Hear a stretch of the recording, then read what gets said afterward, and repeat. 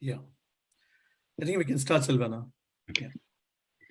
Hellarkum vanakkam. Good afternoon to all our Nagarathar members and visitors today. A very warm welcome to you all to our third and final installment of our online charity events. Today's talk show is on financial planning, and once again is a collaborative event from both London Nagarathar Sangam, LNS, and Nagarathar Sangam UK, NASA UK.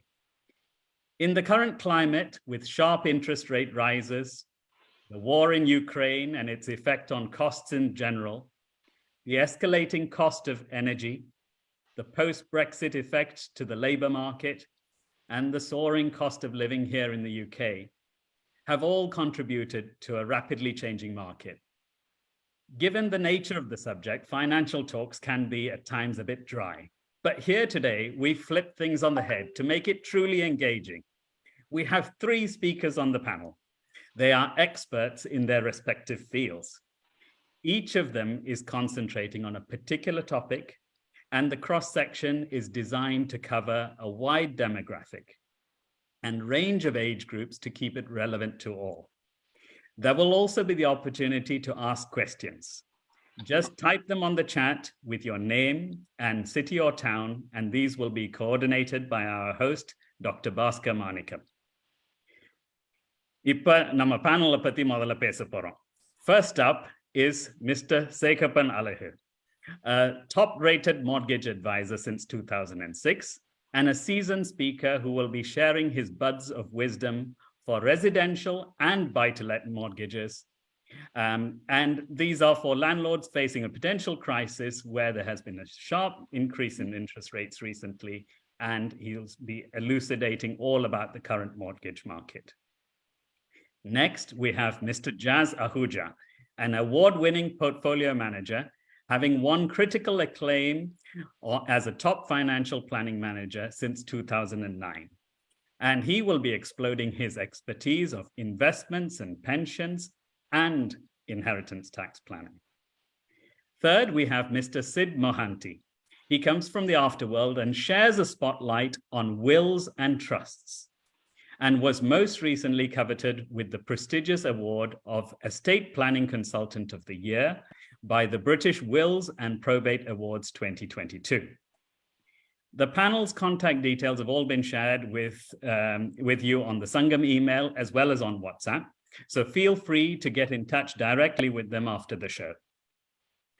The event is for charity, and so we please request that you give generously if you can, and we thank you all for your support.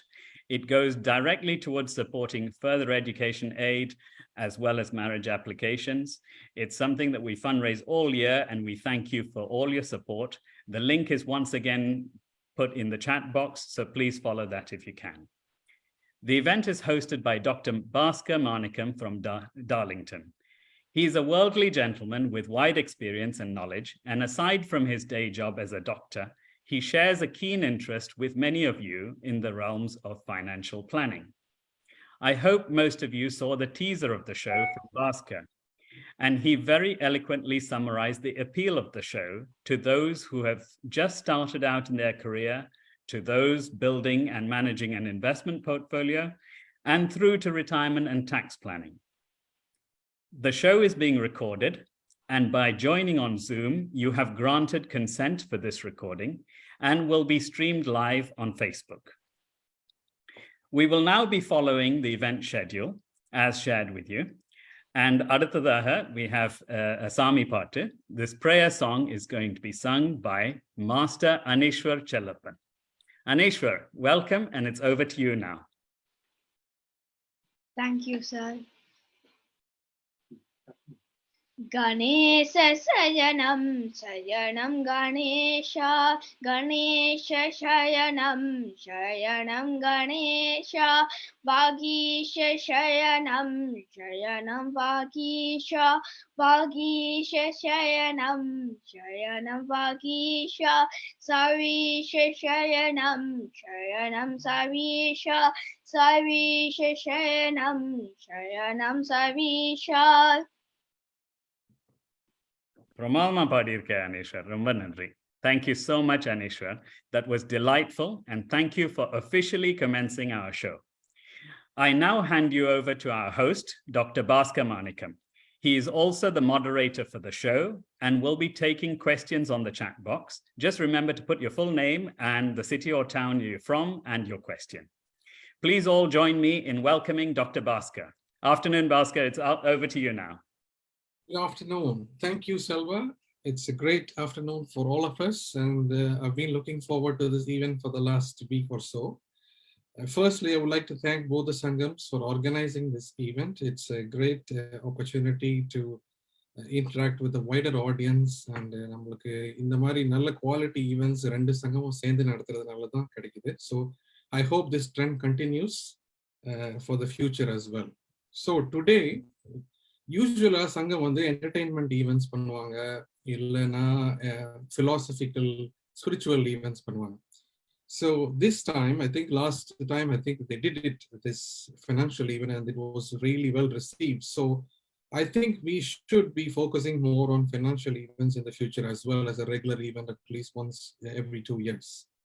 So today we are going to spend the next 2 hours discussing about 3 key topics. And we've got an expert panel for that.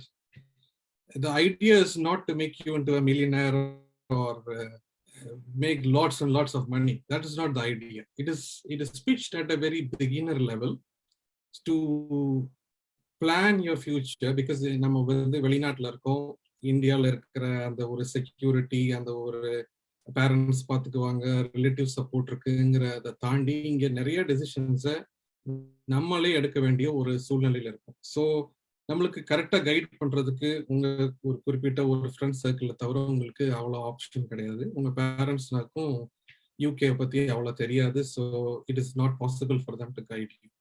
So today we will get some basic keep it simple kind of portfolio advices, how to save. எனக்கு ரொம்ப நாள் தெரியாது ஆக்சுவலா. நம்ம மாச சம்பளம் வருது, செலவெல்லாம் போக மிச்சம் இருக்கிறத சேவ் பண்ணிட்டு இருந்தேன். So there is a concept called you first save, then only you spend. So unless you develop that kind of discipline, you will not save anything actually. So, and also I used to hoard money on cash ISAs, thinking that that is a safer option. Actually, holding in cash becomes valueless over a period of time. So you have to invest. So investment எப்படி டைவர்சிஃபைடா invest பண்றது, எப்படி உங்களோட போர்ட்ஃபோலியோவை வந்து அசெட்ஸை கரெக்டா allocate பண்றது, what is your expectation. Suddenly வந்து ஒரு retire ஆகும் போது திடீர்னு நம்ம கிட்ட lots and lots of money இருக்க போறது இல்லை. இப்போல இருந்தே நம்ம அதை பிளான் பண்ணி இன்வெஸ்ட் பண்ணாதான் அப்ப நம்ம ஒரு 65 வரும்போது we can build a good portfolio. Some of you may be already doing it. You may be really excellent investors, but not all of you will be in the same boat. So the better to start early and plan, you will get a better advantage.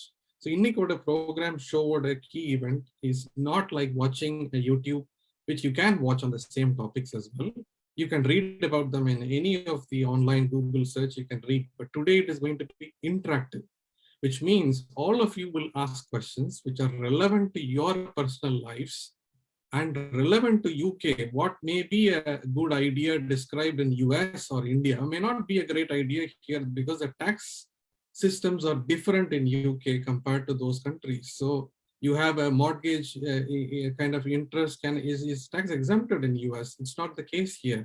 So there are lots of things which are very different in UK. You might have built a big portfolio. நீங்க UK வந்து first 10 இயர்ஸ்ல எல்லா பணத்தையும் நீங்க இந்தியாவுக்கு அனுப்பிச்சு இந்தியாவில் property வாங்கியிருக்கலாம், இல்லை இந்தியாவில் இன்வெஸ்ட் பண்ணியிருக்கலாம். But all that money is now locked up in India. You really can't use it here. And to bring it here or to declare income, you have to declare your foreign as a global income. So in the tax problems, do it yourself method may not help. Sometimes you will need expert advice as well. So that is why we have got 3 experts today. So to talk on the 3 different topics, so that if you are managing your portfolio by DIY method, you can get some initial advice from experts today, and then you can follow it up with directly calling them. All the contact details are available by email and through WhatsApp. You can follow it up with specific issues, and they will be happy to help you. So I hope that today's session will be an interesting session for all of you. So I rely too much on you for asking questions, because that is the only way we can make it really interesting, and so we don't get bored. Now I'm going to ask the first speaker to join me. It's Mr. Sekkappan Alagu. So he's going to give us an overview of the current mortgage situation in UK and how to plan for the higher interest rates. Hello, Sekkappan, are you ready? Yes, Bhaskar, thank you. Yes, ready indeed, and look forward to this. Yeah. I'm going to share your presentation now. Sure. Anevarkum vanakkam. Good to see you all again on another talk show. So thank you, Bhaskar. Thank you, Rendu Sangathukkum or periya thanks for getting us all together on a Sunday afternoon and discussing about mortgages. It's my pleasure to sort of spend the afternoon and share my knowledge on the topic. Mortgage is something that all of us are very comfortable, familiar with. And what I'm trying to focus on is how the mortgage interest rates have suddenly risen in the recent past. So how are we to accept it, adapt it? நம்ம என்ன பண்ண முடியும் இந்த mortgage rates அதிகமா இருக்குது அப்படின்னு பார்க்கிறதுக்கு தான் next 20-30 minutes I'm looking to spend. Dr. Bhaskar சொன்ன மாதிரி, feel free to post your questions and we'll take it from there. So moving on to the topic, it's good to know, or we need to know that இது ஒரு general information தான். I'm not understanding your personal circumstances or requirements. General information is being shared. Excuse me. இத நீங்க base பண்ணி அடுத்த decision எடுக்கிறதுக்கு முன்னாடி always take independent advice. உங்க சிச்சுவேஷனுக்கு, உங்க சர்க்கம்ஸ்டான்சஸ்க்கு பண்ற ஸ்டெப் கரெக்டா அப்படின்றத செக் பண்ணிக்கங்க. Use this as a general information. Information is correct as of today, but again, it keeps changing rapidly. So if you're doing this after some time, you may want to make sure it is still relevant.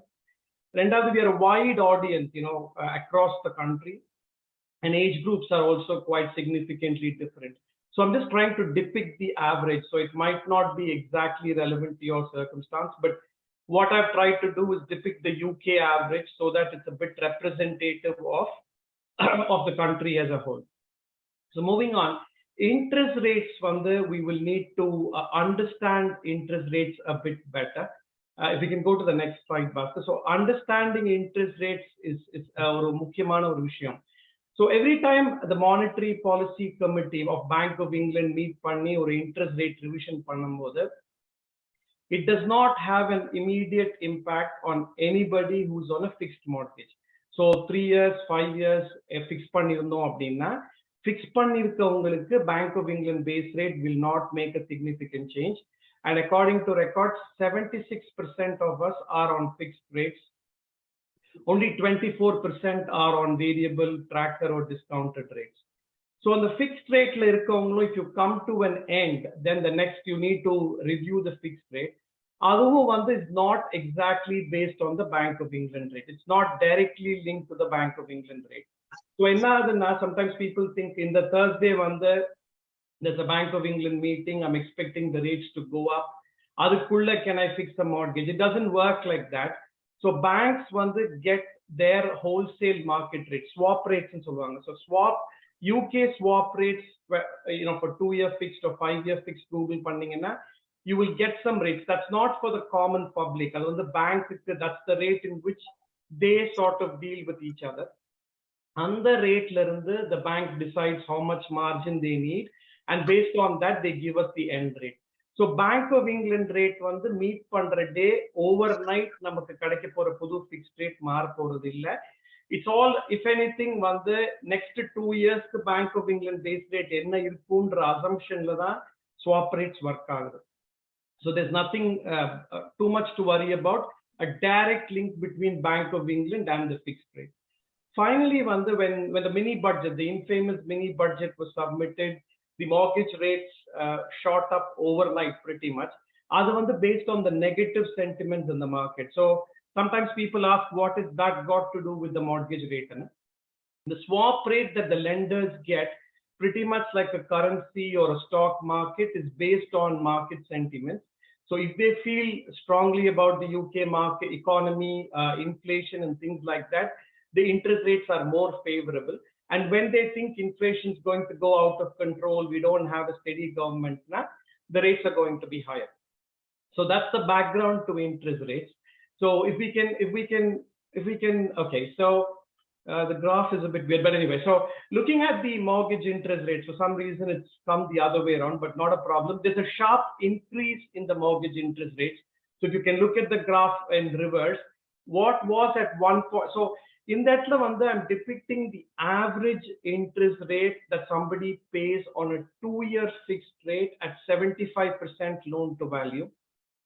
Ironically, I was going to say the rates have shot up, but luckily the graph is showing the other way around. But I'm sure you know what we are trying to say here. September 2021 is from what was 1.2% in September 2021 has actually gone to 6.01%. So over a short period, the interest rate has really risen up. And that's what a lot of us are worried about. But Anna, if you look at this, if we move one graph forward, if you look at this in perspective, the Bank of England interest rates, if we can move one slide forward, the Bank of England interest rates or 20-year period, the average interest rates have been a bit higher. So 2008, 2009, because of the global banking crisis, the interest rate dropped. So if you look at in this graph, if you look at the last 10 years, excluding the recent year, you see a dip in the average rate. But normally, the rate is quite higher. Because of the recession, because of the banking crisis, we had lower interest rates. And luckily, we've been enjoying the 1%, 2% mortgage interest rate. And sadly, those good days are gone, and we are back to where the interest rates belong. It's at about 6%. I mean, the graph went, as of the graph, it's at 6% currently, but since then, the market slightly come down a bit better. After we've had a steady government, after Rishi Sunak took over and the market were more confident about his economic policies and a stable government, the rates have come down a bit lower. But in the graph, if you exclude the last 10 years where we've been lucky to have a low interest rate, normal interest rate belonged at about the 4% range and not the 1 or 2%. We need to accept that that's where the mortgage rates are going to be in the future and plan for it accordingly. So we go to the next slide. So that's mortgage rates. It's gone up, but it's not as bad. You know, the good days have ended and we are still coming back to where normally the mortgage interest rates would be. So for a lot of us are thinking about the mortgage interest rate, what is going to happen to the UK property prices. And this graph shows the UK property prices since 2008 to today. If today the average, again, we're not talking about any specific region. We're looking at UK as an average and all property types put together, flats to houses. We are looking at an average house price index of around 295,000 pounds. If you look at the graph, it's been a steady growth, except in 2009-11, the banking crisis hit us. We had a 20% drop in the house price index. Overall trajectory has been on the higher side. So first thing I will explain, when the property market had a 20% drop in 2009, we all survived. Yes, it was a bit of an impact. We all survived. We bounced back. If you look at 2015, for example, it started to go up again, and the property prices have been going up since. 2023 we cannot predict, but because the interest rates have gone up and also because property prices have always been on the rise for the last few years, it is possible that the property prices might drop a little bit. And what I'm trying to depict in this graph, even if the property, I'm not saying it will, even if the property prices drop 20%, if you look back at the graph, we will probably land up at where we were in March 2020. March, April 2020, in roughly about 2 years, the average property price has risen by about 20%. Normally, when COVID come, people were expecting that everything is going to fall, economy will fall, everything will fall. So logically, property prices should have fallen from after the COVID hit us. But quite ironically, the property prices increased at a rapid pace, almost 20% in the last 2 years. Two reasons for that. One, after COVID, nammala periya veedu venum, periya garden venum relocate pannom. Adanala property transactions nariya nadandhathu. Rendavathu, there was a stamp duty holiday. People wanted to buy before the stamp duty holiday ended. Adanala 20% increase in prices irundhathu. So even on the worst case scenario of the property prices dropping, say dropping by 20%, we will only go back to something like March, April 2020. And all I'm trying to say is it's not a bad position to be in. எல்லாருமே வந்து property prices எப்பவுமே ஏறிட்டு தான் போகணும்னு நம்ம எதிர்பார்க்கறதா natural logical but property prices can go up or down and what I'm trying to suggest here is even if it goes down it's not the end of the world. We've had growth for a very long time, so we can afford to have, even if it goes down, we will still survive. That's probably what I'm trying to say from here. So for next, so that's on the general property market. So if we probably then move on to residential mortgage as a specific focus. This is common to residential and buy to let. Or a standard question that all of us want to know is what will happen to my monthly mortgage payments?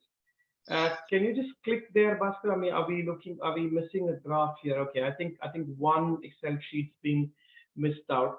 So I'll come back to that in a minute. What I was trying to depict there was, if we go one sheet back, what I was trying to depict is the monthly mortgage payment. Unfortunately, it's not showing up here, but we will come back to it when time permits.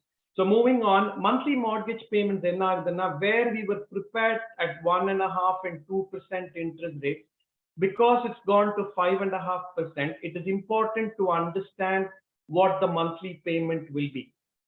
Probably after going through all the slides, I'll look at sharing that screen so we can discuss what could be the likely monthly payment given the interest rate rise. So we go to the next slide. இங்க நம்ம என்ன பார்க்கறோம்னா நார்மலா வந்து given a family income of say 100,000 pounds, husband and wife say 100,000 pounds income இருக்குன்னா what is the mortgage that we will get அப்படின்னு connect பண்ணும்போது we will look at it as an income multiple. So how many times the family income will we get a mortgage அப்படின்றது we always try and calculate.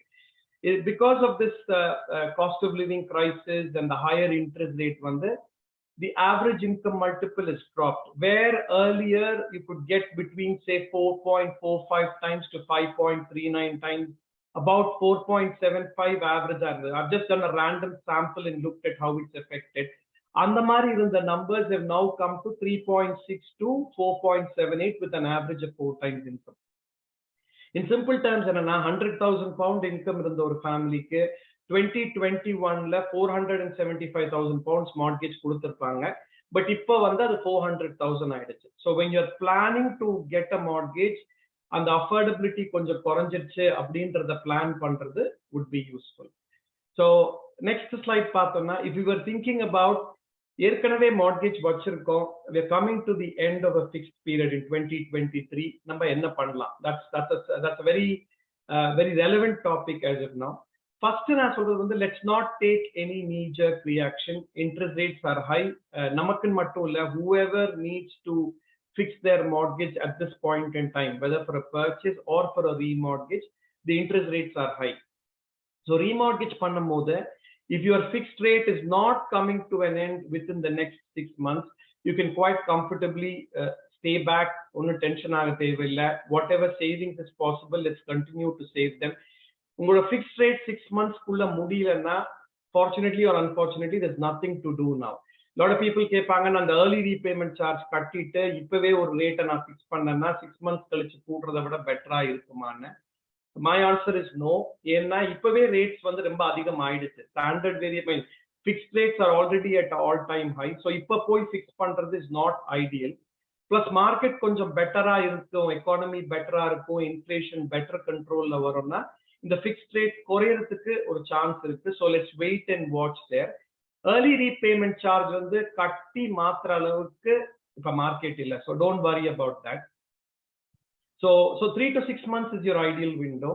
அடுத்தது வந்து interest rate கம்மியா இருக்கும்போது we all decided, okay, rates are less, we will borrow a little bit more, invest elsewhere, or monthly payment கம்மியா தான் இருக்குதுன்னு. Where the loan amounts, interest rates are really high, இப்போ வந்து we need to flip it around and see, can we reduce the loan amount, savings rebalance பண்ணலாமா, what is the ideal loan amount now, can we reduce it என்றத consider பண்ணலாம். அடுத்தது வந்து முன்னாடி வந்து when somebody is coming to the end of the fixed period, so December this year fixed period முடியுதுன்னா Jan 1st apply ஆகக்கூடிய standard variable rate வந்து ரொம்ப அதிகமா இருக்கும். So we always wanted to make sure we are not moving to the standard variable rate and we quickly move over to the fixed rate without any gap in between. ஆனா இப்ப பாத்தீங்கன்னா where the fixed rates are about 5, 5.5, 6, standard variable rate கிட்டத்தட்ட அந்த ரேஞ்சில தான் இருக்குது. It's not like a real deal breaker. So அதனால இந்த மார்க்கெட்ல 1 or 2 months or even say few months நீங்க standard variable rateல இருந்தாலும் it is not as harmful as it was before. முன்னாடி வந்து standard variable rateல இருக்கவே கூடாதுன்னு நினைச்சது இப்போ we can try and realign our mind, இருந்தாலும் problem இல்ல அப்படின்னு. Again, in the previous years when the rates were really low, default option 2 year fix பண்ணலாமா 5 year fix பண்ணலாமான்ற மாதிரி போவோம். ஆனா இப்ப வந்து fixed rates அதிகமா இருந்தாலும் variable, discounted and tracker rates are slightly better. So இப்போ average fixed rates are about 5.5%, but an average tracker is at about 3.75 to 4%. So 0.75 to 1% above base இருக்கு. If you can afford to not fix your rate, கூட குறைய வந்தாலும் பரவாயில்லன்ற ஒரு situation இருக்கும்போது you can consider tracker rates. And lastly, when you're managing your current residential mortgage, வந்து application submit பண்ணும்போது தான் you can lock the interest rate. Suppose interest rate lock பண்றீங்கன்னா அது move on ஆகிறதுக்கு lender பொறுத்து 3 to 6 months ஆகும். And during that period, keep an eye on the rate. For example, Octoberல வந்து அந்த மாதிரி lock பண்ணவங்களுக்கு எல்லாம் Novemberல வந்து rates came down a bit. So if you keep an eye, you can move that. Rates குறைஞ்சிருந்தா you can move, குறையலனா you can keep the locked rates. So those are the simple points on managing your residential mortgage. So that's one thing. So moving on to the next slide, in case you were thinking of buying a property. So our last slide on the managing the current mortgage, remortgage பத்தி பார்த்தோம். இதுல வந்து if you're looking at buying a new property, the point is it is still a good time to buy. Rent பண்றதை விட it is always a good time to buy. Even despite the higher interest rates, I would still think it's not a bad time to buy. Deposit irukku, mortgage kadaikunna, you can explore and look to buy the property. Standard rule, property is not for the short run. வாங்கி விக்கிற மாதிரி ஒரு commodity கிடையாது. Market இறங்கும் போது வாங்கி ஏறும் போது விக்கிறோம் அப்படின்ற மாதிரி ஒரு short term approach property எடுக்க முடியாது. If you are looking at property for the longer run, it's not a bad time to buy another residential property. இன்னொரு பாயிண்ட் வந்து நார்மலா before all of this changes happen, நம்ம எவ்வளவுக்கு அதிகமா deposit போடுறோமோ அந்த அளவுக்கு interest rates were more attractive. ஆனா இப்ப கரண்டா இருக்கிறத பாத்தீங்கன்னா even where the deposit are not very high. So 25% டெபாசிட்டுக்கும் 10% டெபாசிட்டுக்கும் இன்ட்ரெஸ்ட் ரேட்ல பெரிய டிஃபரன்ஸ் இல்லை. So you might want to consider your option. Of course நம்ம கூட டெபாசிட் போட்டோம்னா மந்த்லி பேமெண்ட் குறையும் because loan amount will be less. But you might want to எல்லா ஆப்ஷன்ஸையும் பார்த்து நீங்க கன்சிடர் பண்ணலாம். Going forward you will be able to இது buyers market ஆவும் மாறதுக்கு ஒரு வாய்ப்பு இருக்கு. இது வரைக்கும் sellers market ஆ இருந்தது. ஒரு ப்ராப்பர்ட்டி பார்க்க போறோம் அப்படின்னா நிறைய buyers இருப்பாங்க. So there will be a high demand for the property. இப்போ because there are problems, buy to let வந்து is not as attractive as it was before. We will see that in a minute. Interest rate அதிகமா இருக்கு, affordability வந்து மக்களுக்கு வந்து அந்த அளவு ஹையா இல்லைன்றதுனால some people are taken out of the market. சிலர் வந்து ப்ராப்பர்ட்டி இறங்க போது நம்ம அப்புறம் வாங்கலாம்னு ஹோல்ட் பண்றவங்களும் இருக்காங்க. So it becomes a buyer's market. You can negotiate a good deal. You can find a good property where you were not able to find it before. So அதையும் நீங்க கன்சிடர் பண்ணலாம். நார்மலா வாங்க போகும்போது பாத்தீங்கன்னா கிரெடிட் கமிட்மெண்ட்ஸ் லோவா இருக்கிறது is good. இந்த வேர் இந்த ஹையர் இன்ட்ரெஸ்ட் ரேட் இருக்க வரைக்கும் even if you had one personal loan and say one car loan for example, நமக்கு கிடைக்கக்கூடிய மார்ட்கேஜ் வந்து was still the same amount irrespective of whether you had a loan or car. But இப்ப வந்து cost of living crisis affordability affect பண்றதுனால it is ideal to keep your credit commitments low. நான் கார்னு போட்டிருக்கேன். யூசுவலா கார்ல தான் வந்து where people land up paying 700-800 pounds per month. That's almost half a mortgage in most cases. So try to avoid other commitments if you're looking to buy another property. அடுத்தது வந்து in terms of the mortgage term, நம்ம again as Nagrathars நம்ம always என்ன பண்ண விரும்புவோம்னா if we can take a mortgage for a shorter period and pay it, அதுதான் நம்ம prefer பண்ணுவோம்.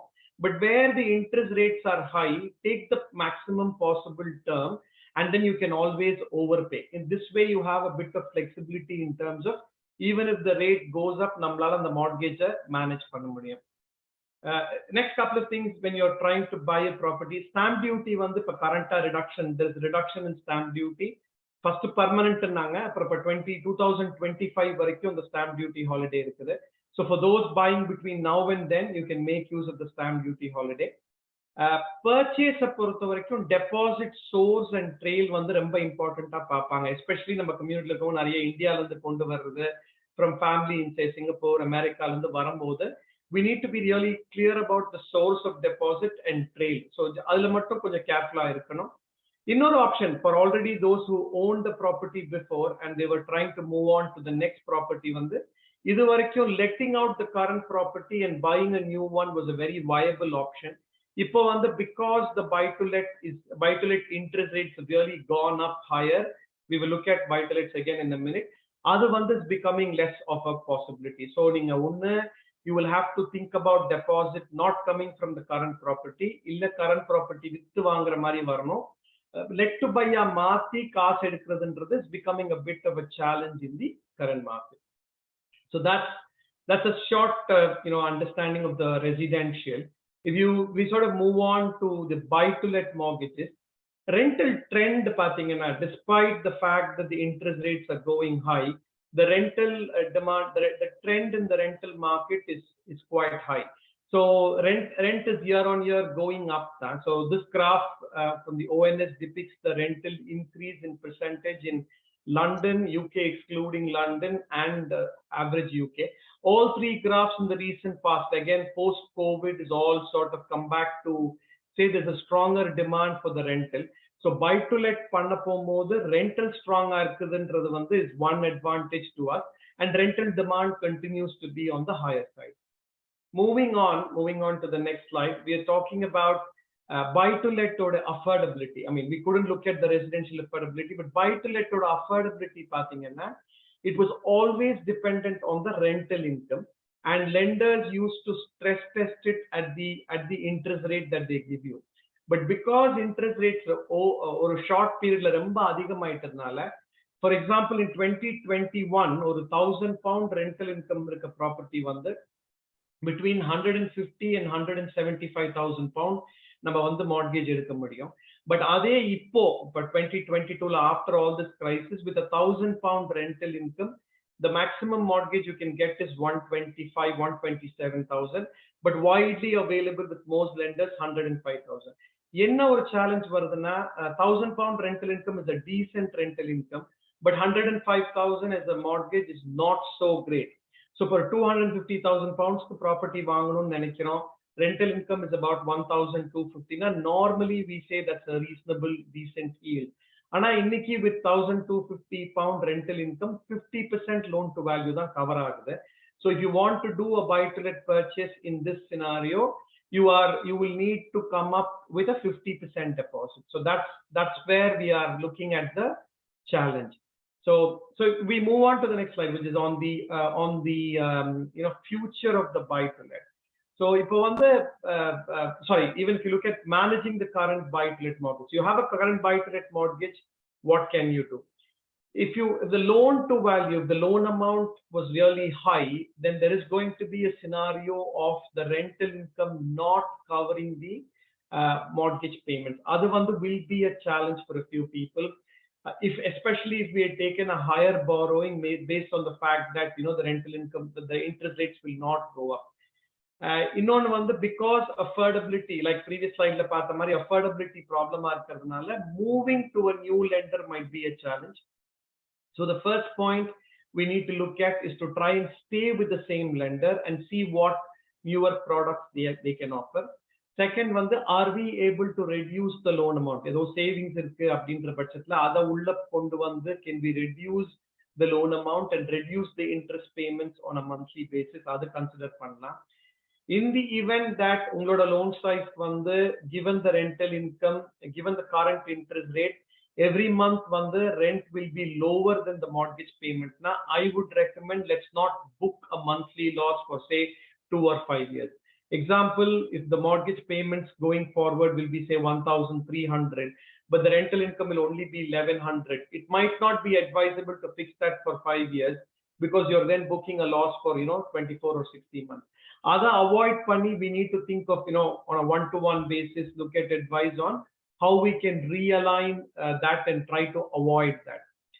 Innொன்று mindset நம்ம நார்மலா என்ன பண்ணோம் இப்ப பென்ஷன்ல they'll be talking about pension soon. இப்ப பென்ஷன்ல நம்ம ஒரு ஃபண்ட்ஸ் போடுறோம் வேற ஏதாவது இன்வெஸ்ட்மென்ட்ல போடுறோம்னா we don't expect a monthly return. We'll be happy with the capital appreciation. ஆனா buy to letல so far we had capital appreciation and within the last 10-15 years we were lucky enough to have a monthly return as well. So £1,000 rent வரும் 600 mortgage போகும் 400 நமக்கு rental surplus இருந்தது. இப்போ we need to realign our mind to say okay இது pension மாதிரி ஒரு long term investment தான். So let's look at capital appreciation as a priority, not so much the rental profit. அப்படி பண்றது might probably work better. For those who have a portfolio, hopefully the portfolio was well balanced. எல்லா mortgageும் இதே timeல நமக்கு will not come out at the end of the term. So இனி whichever mortgage comes out at the end of the term, அந்த portfolio rebalance பண்ற strategy consider பண்ணணும். So எந்த ப்ராப்பர்ட்டில mortgage கம்மியா இருக்கோ அதுல கூட்டி எதுல கூட இருக்கோ அதை குறைக்க முடியுமா? இல்ல across the portfolio எல்லாமே interest rate கூடுதுன்னா are we able to sell one property and the proceeds share within the rest of the portfolio and make the portfolio work? அந்த மாதிரி one-to-one options you can consider. So where the monthly payments is going to be higher than the rental, you need to consider all options carefully on a other cannot be done on a show like this. It will be on a very bespoke basis, but that's something we need to sort of work with closely. Residential ku sonna mariye fixed rate da venundra mindset la illama we can still consider tracker and variable rates which continue to be cheaper than the fixed rates. While we are talking about buy-to-let mortgages, I just wanted to briefly mention about the EPC. The Energy Performance Certificate currently A to E irukka ella property rent pannalam, but from 2025 it's got to be A to C. So you have a buy-to-let property currently which does not yet have an EPC rating of A to C. நீங்க அது என்ன பண்ணி அதை A to C க்கு கொண்டு வரலாம் அப்படின்ற ஒரு plan you should definitely try and have. And finally, on the last slide before we take questions, one is the future of the buy-to-let mortgages. So minadi sonna mari buy-to-let mortgages will probably now no longer give us a monthly surplus. We should be prepared to take a capital appreciation and not think about monthly profits there. Currently the market is a bit of a challenge. It might improve. Lenders might come up with creative solutions in the years to come. But இப்போதைக்கு 50% depositல இருக்குது. If you're looking at capital appreciation, you're able to give in a higher deposit and you're happy to manage the work required. I mean, EPC path, landlord's gas safety certificate path, try and keep on top of it and do it like a parallel business, do all the activities that are needed. Then a buy-to-let purchase will still work. But because the government has been anti-buy-to-let, anti-landlords for quite some time, there have been a lot of challenges that have come our way. That's not to say that buy-to-let mortgages will not be there, but we'll need to adapt to that. So before we take questions, a short summary of what we've looked at. First and foremost, the interest rates, the days of lower interest rates are probably gone. We need to prepare ourselves for higher interest rates. Second, look at all options. முன்னாடி மாதிரி loan amount கூட தான் இருக்கணும்னு நினைக்காம குறைக்க முடியுமான்னு பார்க்கலாம். Fixed rate தான் வேணும்னு இருக்காம can we be into tracker and variable rates பார்க்கலாம். Savings will be key. Any amount of savings to reduce your residential or buy-to-let mortgage will be helpful really. One thing we've not been able to cover, we'll see if we can cover, would be what would be the monthly mortgage payment. You know, if next year நீங்க fix பண்ணனும்னா monthly mortgage payment என்ன இருக்கும் அப்படின ஒரு clarity இருந்ததுன்னா, then we might be able to look at that.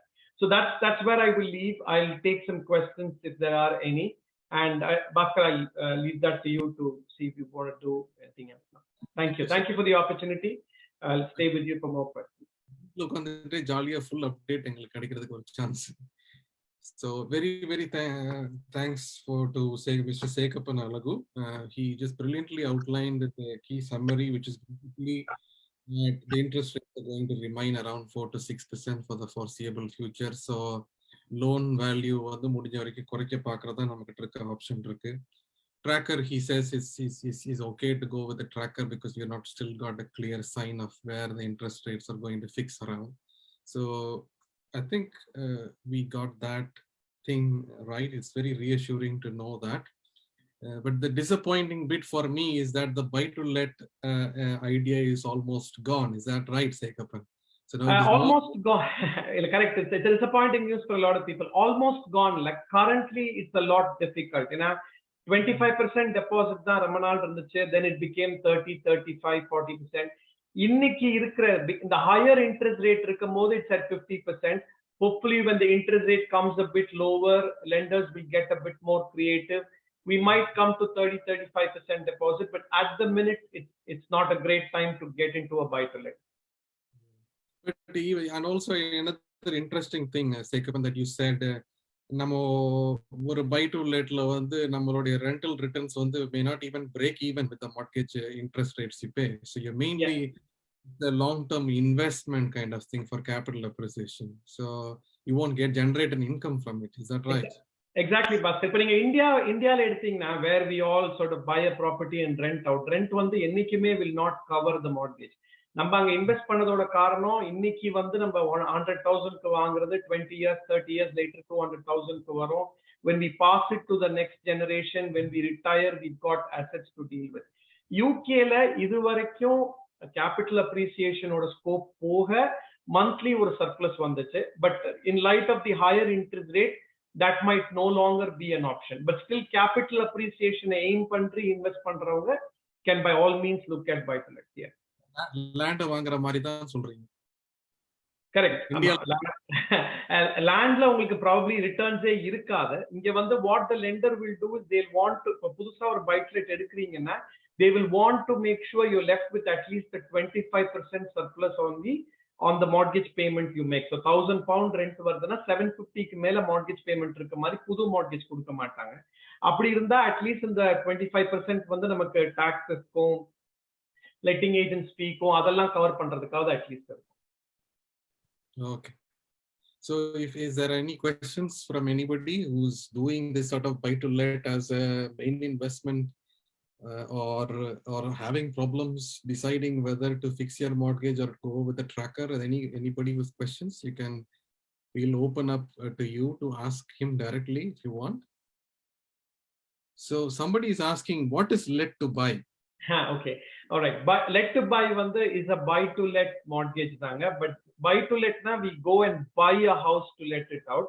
இப்ப ஏற்கனவே நம்ம live பண்ற ரெசிடென்ஷியல் ப்ராப்பர்ட்டியை கன்வெர்ட் பண்ணி அதை லெட் அவுட் பண்ணி இன்னொரு ப்ராப்பர்ட்டி போய் புதுசா வாங்குறதுன்றது தான் லெட் டு பை. ஸோ ரெசிடென்ஷியலை பை டு லெட்டா மாத்திட்டு ஒரு புது ப்ராப்பர்ட்டி வாங்கி நம்ம அங்க லிவ் பண்ண போகும்போது it's technically called a let to buy, but it comes under the bigger umbrella of buy to let.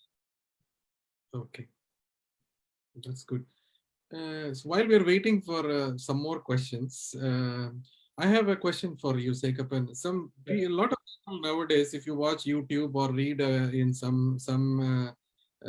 websites, they say that if you're thinking of building a buy-to-let portfolio, you have to do it through a limited company. What is your opinion on that? Good. So, I mean, again, one of the things that I was looking to touch upon was the structure. எதுக்கு limited company na? If already, let's probably say anybody who's working full time, 40% tax slab irukanga, any rental income that comes sits on top of their earned income. So அந்த மாதிரி higher income earners இருக்கவங்க limited company structure வச்சிருந்தாங்கன்னா taxation is a lot easier. So for most people who are already at 40% or higher income tax slab, definitely limited company is a good option to consider.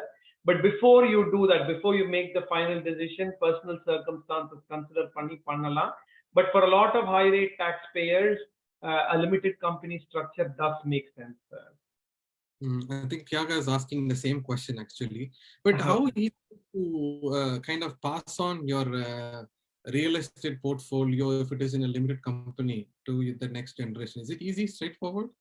Okay, so if the personal name again will have to be handed over. In fact, it's easier than personal name. So personal name you would have to gift it away, avunga mortgage eduthu vaangano. When it's a limited company, say a son or daughter comes to an age, you can slowly start making them shareholders to the limited company. Avunga poi thaniya idu pandradha vida, they can start becoming shareholders to the limited company.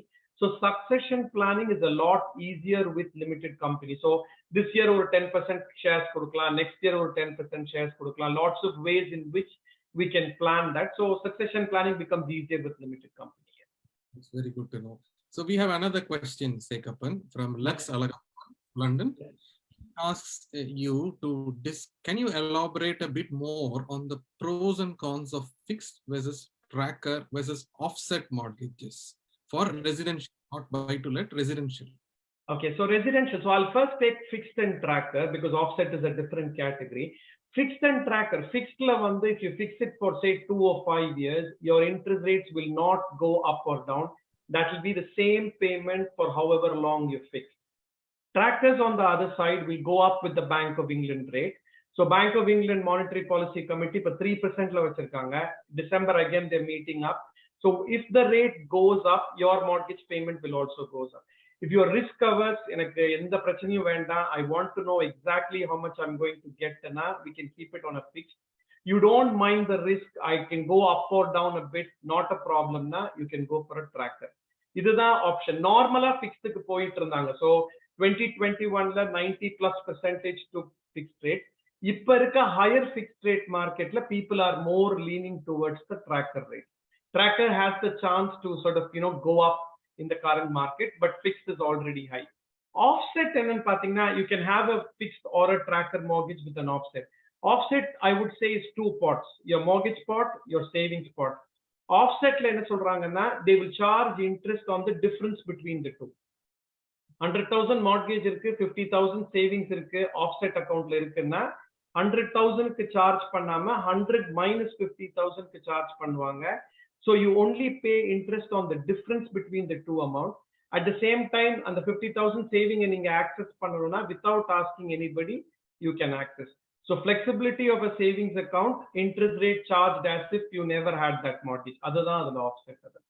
The offset you recommend pandringla? Do you think it's yeah, if you have a pot of savings that you don't want to put in the mortgage, but 50,000 தூக்கி mortgage reduce பண்ணிட்டீங்க, நாளைக்கு ஒரு home expansion க்கு வேணும் அப்படினு கேட்டா திரும்ப கொடுக்க மாட்டாங்க. You need to go through a process. Offset la வச்சிருக்கீங்கன்னா யூஸ் பண்ற வரைக்கும் you can gain the interest advantage. Use பண்ணும்போது you have the money instantly. So for those who have a savings that they may need in future, offset is a really good option.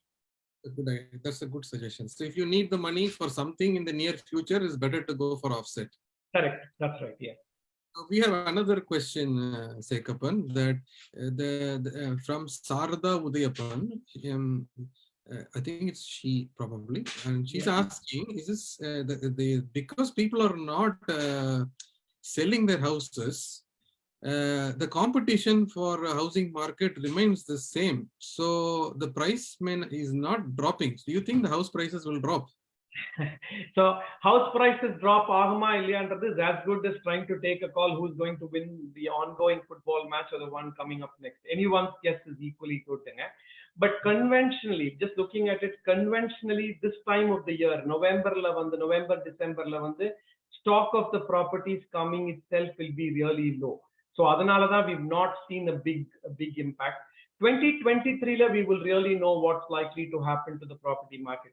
See, இப்ப யாரால விக்கலாமா வேண்டாமான்னு நினைக்கிறவங்க விக்காம இருப்பாங்க. But சிலருக்கு ஸ்கூலிங்காக மாறணும், they'll have reasons to sell. So at some point there will be sellers. And another thing that we are thinking is buy-to-let remember squeeze next year where whoever is making, if 100 people are making monthly losses with buy-to-let, maybe 5 of them might think about selling it. So there will be more properties coming up in the market in the future. And because the interest rates are high, you might be able to negotiate a good deal. It can come down, it depends on various other factors. But you're saying the letting market is really going well and the rents are also going up. So why will you think they will have a problem? Yeah, the rents have gone up, I would say 10%. I don't have the data, but about 10%. But the interest rate, so suppose somebody fixed their buy-to-let mortgage till say June 2023, they would currently be at a 2% fixed. So from July 1st, 2023, the best rate they might probably get is 4.5, 5, 5.5. So their mortgage payments have jumped threefold. Rental income has jumped only 10%. So there might be a scenario where they are not able to cover it. It's a mismatch from between the two. Correct. I mean, நம்ம எல்லாம் assume பண்ணது வந்து இந்த 1 and 2% rateலே forever இருக்க போகுதுன்னு நினைச்சு நம்ம இவ்வளவு எடுத்தோம். So that's where we'll have a small issue. No, so the rents have only gone up 10%, but your mortgages have gone 3 times the interest rates. Gone solla matte, the interest rates are higher, so that's always a fluctuating thing. So maybe in 2024 it might pull back a bit more, but we were lucky to have lower interest rates, and the lucky lower interest rates have been withdrawn now. So that's the challenge we are having. So I think Palani Mati is asking the trackers or the variable rate rendu onnu dhaan kittathetta onnu dhaan. There are trackers as well as standard variable rate irukku illiyane. Ama Mati, so tracker will have to go up or down exactly with the Bank of England rate. The bank, whoever is your bank, have no control over it. Bank of England increase or decrease panna, they have to do it automatically. And a variable rate there is an element of control for the bank. Say if you're with Halifax, Bank of England 0.5% korekkiranna, Halifax can decide whether or not they're transferring the full benefit to you. So variable and tracker can move up or down. Tracker decided by Bank of England, variable rate to an extent the bank has control. Yeah, but the tracker is always better, isn't it? You're relying on you're not surrendering yourself to the bank. So yeah, it's always better to try and have a tracker instead of a variable. Yeah, the banks will never pass on something favorable for you. They will want to be more. The only reason they'll pass on is for bad press. So to avoid bad press and bad media, they might try and pass on.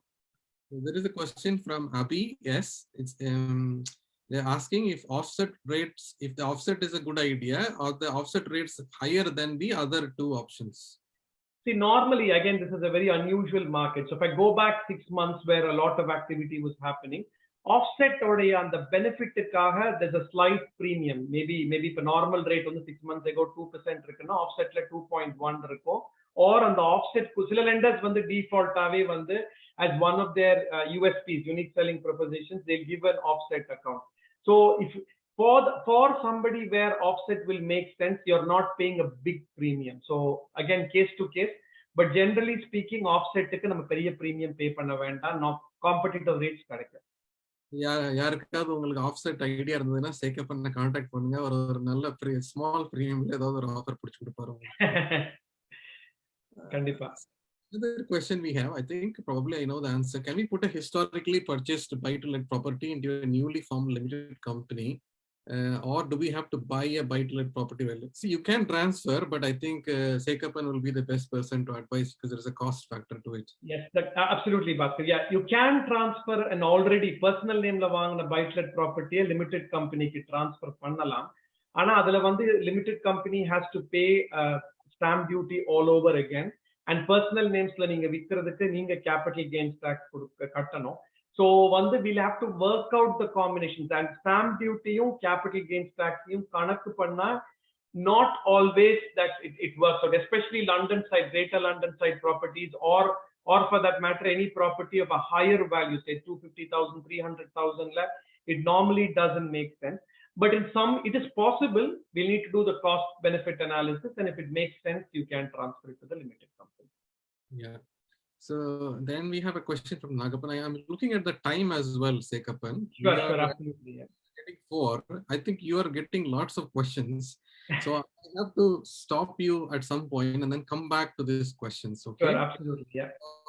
I think you had a good row. So there are a few more questions. If you don't mind, Sekkappan, answer these questions via chat, and we'll go Sure, to the next. absolutely. We'll do, yes. And as always, feel free to reach out. We can always have a friendly chat, but I will by all means reply to what possible questions on the chat. Yeah. Thank you very much. Thank you for the opportunity. Yeah. So, there is a few more questions from Ramasamy and Vallikanu. Please wait for Sekkappan to reply to your questions. Chat la reply பண்ணுவாரு. அப்படி time கிடைச்சதுன்னா we will come back to your question. So our next speaker is Jas. He's a very entertaining person. We had a little chat before. He is going to give us an overview about investing, how to plan your investment life, depending on which age group you are, and to plan for your future pension and for your retirement and how to build a portfolio. He's going to enlighten us. This is a very, very interesting topic for me because this is what I'm right now kind of focused on. So because Sekkappan has said that buy-to-let is not a good idea at the moment, so I'm just purely focusing on investment portfolios. So I'm really looking forward to listening to some ideas from Jas. So Jas, are you ready? I'm ready, sir. Thank you very much, Bhaskar, for that introduction. I'll try to entertain as well, sir, to keep your promise. And let's just go. But before I start, let me say a huge congratulations to Sekkappan, sir. I have been in the financial market for over 20 years. I personally enjoyed the presentation. A lot of points, in such a short span that you've given to all the audience. So absolutely brilliant. And your knowledge on the tax subject is amazing as well. Normally we don't see that in the market, mortgage consultants and having the tax element. So absolutely brilliant. Well done, sir. So on personal side, I will start. So my name is Jaswinder Singh Ahuja, known as Jas Ahuja. I'm director of London Financial Consultants. I'm going to talk about all the regulated investments, pensions, and inheritance tax. And in the earlier comments, with Bhaskar, sir, he mentioned that you have to save to have retention and in future a decent income coming out. And pension was mentioned there as well. So that's the topic of our presentation. You have to save and speculate and accumulate. So in future, when you are into retirement age, whether it's fixed retirement age, 50, 55, 60, or state retirement age, 67, 68, you can decumulate and start drawing an income from your existing pension and property portfolios. So we're going to touch on various topics. We will keep it interactive. My background, I've been a portfolio manager and independent financial advisor for nearly 20 years. So apart from this, I haven't done anything. I would love to say that, this is something which is very close to my heart. I enjoy because every client is different, every journey is different. And that's why my job is never monotonous, very adventurous. We've been blessed with few awards as well on the journey. But the biggest satisfaction is that we grow with the clients. So thank you very much for this opportunity. The main topic, when we start, and you were talking about buy-to-let portfolio, we will talk about cash ISA, the Bhaskar sir mentioned earlier, investment ISA, and growing your portfolio. All this is based on a financial planning perspective and very individual to yourself. When you come on this journey with us as your financial advisor and you become our clients, we say that, you have to look at your personal objective. What is your why you want to grow your portfolio, investments, pension. You touched on offset mortgage. All these questions will be answered whether offset mortgage is right for a client or not, based on your personal circumstances, based on why you need offset mortgage and access to that money. Is there something changing in your life within next 2, 3, 5 years? Why we keep the money in offset and not pay off a mortgage or pay a higher deposit for a mortgage?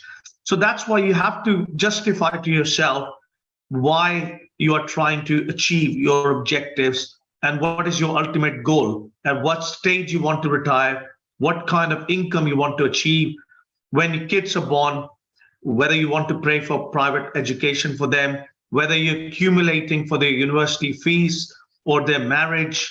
So your personal objectives are paramount for us to start drawing a plan with you. Could we go on to the next one? Now, I like this slide, because people were retiring at early age earlier, but now when we go to supermarkets, demographics and life expectancy going up and up, it's difficult to retire unless you have a massive portfolio of properties, rental income, or investment pension. And that's why my next slide will also cover that point. If you look at historically 1950, there were only few thousand people, say 20,000 people globally who were above the age of 100. Now, when you look at 2020 onwards, we have more than 500,000 people globally who are over 100 years of age. Life expectancy with medical sciences improvement are going up and up. So we have to have bigger investments, bigger pension pot, bigger portfolio property, rental income pot to sustain that later life. Otherwise, with life expectancy going up, we are still seeing people who are struggling in later life to pay for their long-term care and not have much to left to the family. So diversification is set to be a key. When we come to invest the money, we always say, look at investments, look at pensions, but also look at a property portfolio. So you have to cover all the elements and considering your personal objectives. So diversify your portfolio, but somebody who understands these things, they might feel confident or adventurous enough to say, I don't need to diversify. I'm happy just to invest money in stock market because I know I'm going to get a great return in long term. So we tend to just manage your expectations and give you our guidance and advice. We're not instructions taker as independent FCA, Financial Conduct Authority regulated advisor. I would cover what you want, but also give you my advice and challenge your view sometimes that this is not exactly right and we need to explore other opportunities. So the next slide touched on various areas we're looking at today. COVID happened, market went down for 3 months. We expected market to be down for 6 to 12 months, but luckily market recovered much quicker. And that's why healthcare, innovation, sustainable forms of energy, going less on fossil fuel, this is all coming. And this year, when the markets have been down generally, commodity pricing have been amazing. BP, Shell, all these petrol companies have declared 7 to 8 billion profit every quarter. So this year, our best profit has come from utilities, energy companies, water suppliers, and it's going to continue in the long term. And that's why we have to look at your portfolio, your age, how long you have to accumulate this money and retire. And then we can make a judgment that where your investment should be, whether Tesla is going to go 10 times of portfolio return or share price in 10 times in 10, 12 years. So we have to look at your personal risk profile, then give you a guidance whether it's the right thing for you or not. And luckily, being independent, there is an investment, a pension, a portfolio for every client. We don't need to sell you any product. We don't have any products to sell. We have access to whole of the market. So if you feel that I need guarantee, you have built up a pension portfolio of 500,000, 1 million, 2 million, and so on, and you want a capital protection or a guarantee that my pension portfolio never goes below that value, there are products in the market to sustain that. You can even have a guaranteed income for your lifetime and whatever is going to be left to your children in inheritance. Because as you know, if the death happens before 75, your pension portfolio is inheritance tax free for your kids to inherit. But if the death happens after 75, there are various scenarios where you have to be careful. It could be potentially taxable when the children inherit the money. Between spouses, it's a preferential rate and things are better. But still, it's all about taking advice and having a conversation about your personal portfolio. Could we go on to the next one, Bhaskar, sir? Yes. So let's touch on investments, properties, and pension. So Sekkappan has gone into a lot of detail about buy-to-let portfolio, residential, and I will touch on investments and also compare that with the property, having known that Sekkappan is doing that piece before us. So it's a diversification. Our Asian community is predominantly in properties because we understand that comfortably, that you put deposit long-term, this property portfolio is going to be a pension portfolio.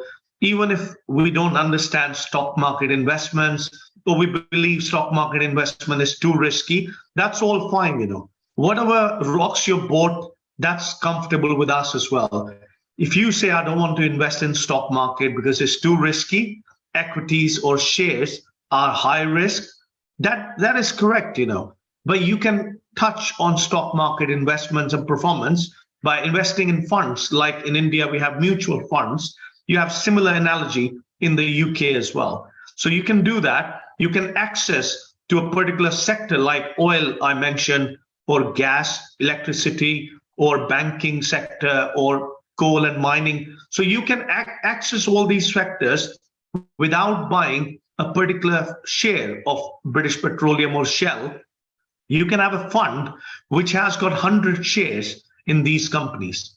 You can have a fund which has gone all these areas, pharmaceutical companies inbuilt, or all the banks in one particular fund.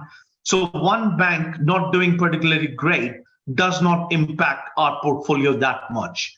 So you can diversify your portfolio within that fund range as well. So let's look at the next slide. And I will touch on this because you're talking about buy-to-let portfolio. You're talking about residential mortgage. Obviously, main residence should be our first priority. And for most of the people, it is, unless you have a different plan for life and later life. You can buy your buy-to-let portfolio of commercial properties within the pension fund as well. So if you're scared that, you know, pensions are too risky, I don't want to invest money in stock market, but you have got from your employment, from your doctor's practice, you've accumulated a big pension pot. You can buy commercial properties within your pension. Residential properties and normal buy-to-let properties are not allowed within your pension. But within pension, these couple of wrappers are there. So SIP is self-invested personal pension. SAS is similar, but small self-administrative schemes. So basically, as a family, you can even put your pensions together to buy commercial properties. And let's take a scenario. A client is 40 years of age. They are just building up a pension portfolio because of previous jobs. They've accumulated some pension pots. We can consolidate that if there is no guaranteed benefit. Like NHS, civil servants, teachers, bankers, we all have defined benefit pensions, which are absolutely brilliant. And we shouldn't normally sacrifice that and transfer that into a personal pension because there is a guaranteed benefit coming at retirement. But those defined benefit pensions have got big flaws as well for your personal circumstances. So if a client has got £3-4 million in their pension, let's say NHS pension, but when they die, they have small wife, spouse pension or husband pension. So 50% income, what they would have received would continue to their spouse in their lifetime. But let's say there is no spouse at the end of it, the whole pot of 2 million, 3 million will disappear. It never goes to children. But having that pension in a personal pension, all that money goes to children and becomes family inheritance. So we look at family circumstances. If you have built up a portfolio of properties with guaranteed rental income of 50,000, 80,000, 100,000, then you're not worried that much that I can play this money in stock market or transfer your pension into a personal pension and have properties there, because commercial properties are doing incredibly well. Commercial properties are even getting permission to transfer later on into residential apartments. But office places, you can even have commercial properties like Subways, McDonald's, KFC, retail parks. So you can have a lot of variety within your pension. It's not just stock market investments, but if a client is really risk averse and they don't want to be in stock market shares, you can have UK government treasury gilts, which is the next best thing from cash. You can have corporate bonds, which are banks borrowing money and returning you a fixed rate of coupon. So there are a lot riskier and certain things you can do within your investments and pension portfolio. And just to touch on Bhaskar sir's earlier comment about cash ISA, which is absolutely correct. Somebody who's got 100 grand sitting in cash, we've got clients where husband has £1 million in investment ISA and wife has got £1 million in investment ISA or stock market ISA. These stocks and shares ISA have not got cash. So there are investments in there. That's why they've grown exponentially. But the benefit is all this investment is completely tax-free. So if you have £1 million or even 100,000 cash ISA, you can transfer cash ISA into an investment ISA and still retain its tax-free status. Cash ISA is paying you, say, 0.5% or 1% maximum, but inflation is 11.1%. So by keeping the money in cash, and if we feel we are safe and secure, that's not the case. You're losing money every day anyway. So by transferring that to stock market investments within your risk profile and sensibly looking at your attitude to risk and capacity for fluctuations in the market, you can do much, much better. Okay, so we'll touch on that in detail. And if there is any follow-up presentation, we'll cover that in detail. So let's have a look on inflation point. This is America, and we've got this bill. This is absolutely authentic slide. American restaurant, they have started to put even temporary inflation fee in their bill. So you can understand if inflation is that high, your money sitting in cash is not doing anything positive and you are losing money on a daily basis. So it's better to do that, okay? There are a few questions come and I'll try to address them after the presentation if you don't mind. So let's keep going, Bhaskar sir. So this is very important slide and I was asked to put this because of high net worth individuals in our community and also individuals who are on 40% and 45% tax rates. And now recently, as you know, with the budget, £150,000 tax slab. So over 150, we used to pay 45%. Now, even that would be reduced to 125,140. So we are going to pay more taxes. But government and HMRC has given us a lot of schemes, where we can do better. Like ISA has £20,000 limit. We can invest 20,000 every year in any investment, and the return is income tax free and capital gains tax free. So unlike properties, we can do much better. There is no tax to pay on income. If you have 100,000 or £1 million in ISA, you can take 50,000, 60,000, 100,000 income every year, completely income tax free. If you have investment in ISA and you buy any share, British Petroleum, GlaxoSmithKline, Barclays, Vodafone, Disney, Starbucks, any share at all, and they go up in value, let's say they go up 6% every year for next 10, 12 years, let's say 12 years, on the flat rate, 6% in 12 years is 72% return. But because it's compounding, it's 100% return. You've doubled your money. And there is no capital gains tax to pay because it's still within ISA wrapper. And if the base rate of Bank of England or banks start paying 5, 6, 10% interest on cash, you can transfer your investment ISA back into cash ISA. So even that is allowed in the last few years, but that can change by government budget. So there are a lot of advantages. And EIS, Enterprise Investment Scheme, and Venture Capitalist Trust, government schemes where, for example, I'll give you a scenario. Say we've got a client, and I'll take you my personal example as well. I invest £20,000 every year.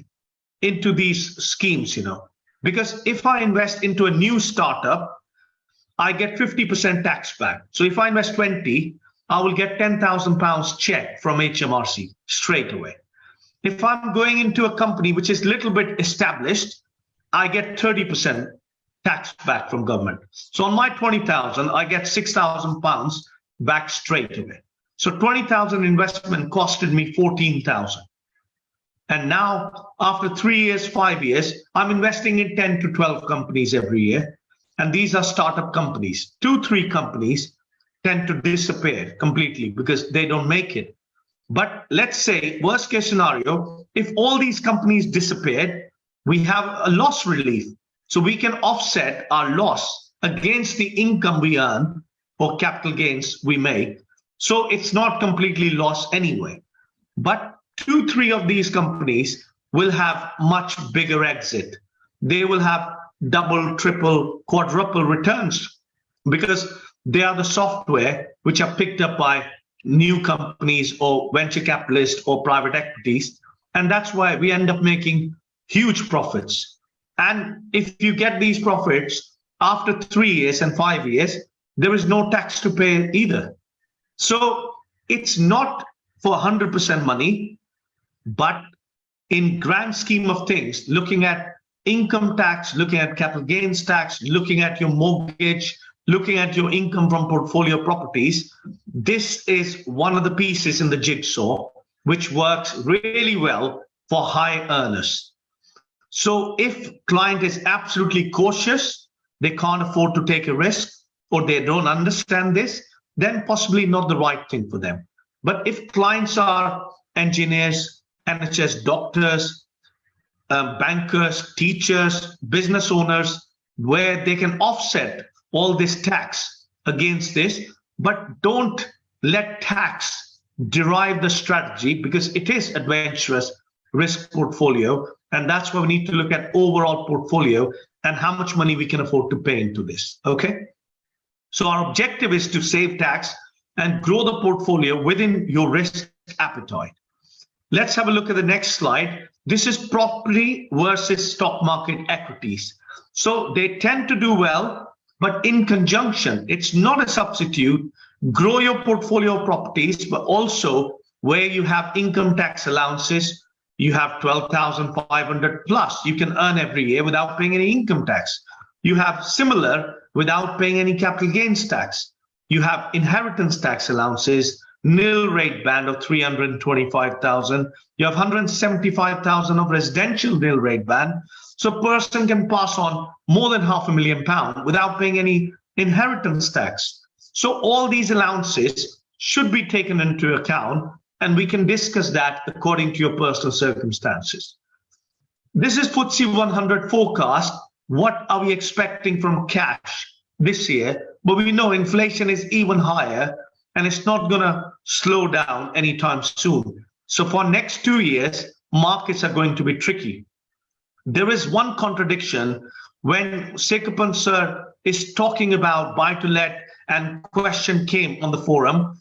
I personally feel don't be disappointed, with the interest rate, and don't take advice. Definitely book a one-to-one with Sekkappan sir and consider your personal circumstances. Yes, buy-to-let is not looking that attractive for next 2 years. Agreed. I'm a buy-to-let investor as well. I've got investments in investments, pensions, commercial property, residential buy-to-let, everything. But I'm not disappointed with this, and I'm not put off by that. There are cash opportunities coming in the market now. So if you have bigger deposits, you can buy things, and long term, they will even do better. And these opportunities come every 10 years. We had credit crunch in 2008-9, but it took me 18 months to recover and be in positive. And now 2022, this opportunity is great, for cash buyers, so people who are with higher deposits. It might look we're not covering our mortgage installment. Yes, that could be true for some people. So go for potentially longer term if your age allows. Try to put your kids on the mortgage if that works, in the family circumstances. So your monthly installment is low, but don't be disheartened by this short-term blip in market. Equities, stock market investments versus property, they do well long-term. And these two graphs and chart shows you comfortably the long-term stock market return, even putting money in a tracker with no active management or fund manager involved, you can still make money. And that is Warren Buffett's strategy. You can have active management as well to do even better than the market in good times. And the property market is there for long-term bricks and mortar. And you can even invest in properties without having a big deposit by stock market investments or real estate investment trust, so you can expose yourself and access stock market in property without having big deposits. So creative taxation, and I would like to cover one point. This question came on the forum earlier when we heard a question about buy-to-let portfolio. Previously bought buy-to-let portfolio, can they be transferred into limited company? And Sekkappan sir mentioned 100% correct, it can be done. There are even further schemes, and incorporation relief is one of the points there. If you have, let's say, 4, 5 or more buy-to-let portfolio property, you can transfer them all together into a partnership and limited company, possibly without paying any stamp duty or without paying any capital gains tax at all. But you need to look at your personal circumstances, how long you've owned that. HMRC has got few clauses there that you should be spending more than 25 hours a week to look after your portfolio properties, and then you could qualify for incorporation relief. Or you have, let's say, more than £25,000 rental income a year, which everybody pretty much qualifies, and your portfolio could be transferred without stamp duty or capital gains tax, or you might need to pay a little stamp duty and little capital gains tax, and you can pass on assets to your children as well. So look at your personal circumstances and take proper advice. Tax benefits, stock market investments with ISAs, with pensions, amazing returns without much tax to worry about. For example, if you understand investments, you can put £100 in a pension every month, and that £100 could become 120, 125, and 140 pounds straight away. So which other investment gives you 40% or 45% tax benefit on day one? Pension is the only one. So it's no brainer. If you have £10,000 going into a pension, it becomes 14,000. So it's a huge return, plus the remaining stock market returns come, but you can't access that money before you're 55. And that's why consider your circumstances. But when I see a young client, 30, 35, 40, investing in stock market in a pension, they don't need to worry about access for next 15 years because they can't touch. So they can afford to be in slightly higher risk because they have market cycle, they have market timing to make it up if market takes the negative return. But if I get a client who's 60, 65, they've built up a massive pension and ISA pot, and now they want a guaranteed sustainable income or cautious income with less fluctuation, then we'll be very cautious because possibly they haven't got time scale to recover if market goes down 30, 40%. So you can have annuity where you have guaranteed annual return coming from your pension. But if you want your family to inherit that money, that's not possibly the right thing. So everybody is very individual. You have to respect their family circumstances before we give them any advice. And obviously any advice is regulated, guaranteed by us, indemnity insurance and everything. So you can discuss any topic about your financial circumstances.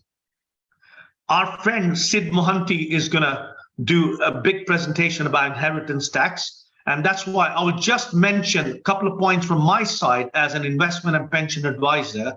You can, if I get a client who's 90 years of age, if a client is 100 years of age, and they don't believe they have 7 years, normally if you gift any money to your family and survive 7 years, this is completely outside your estate.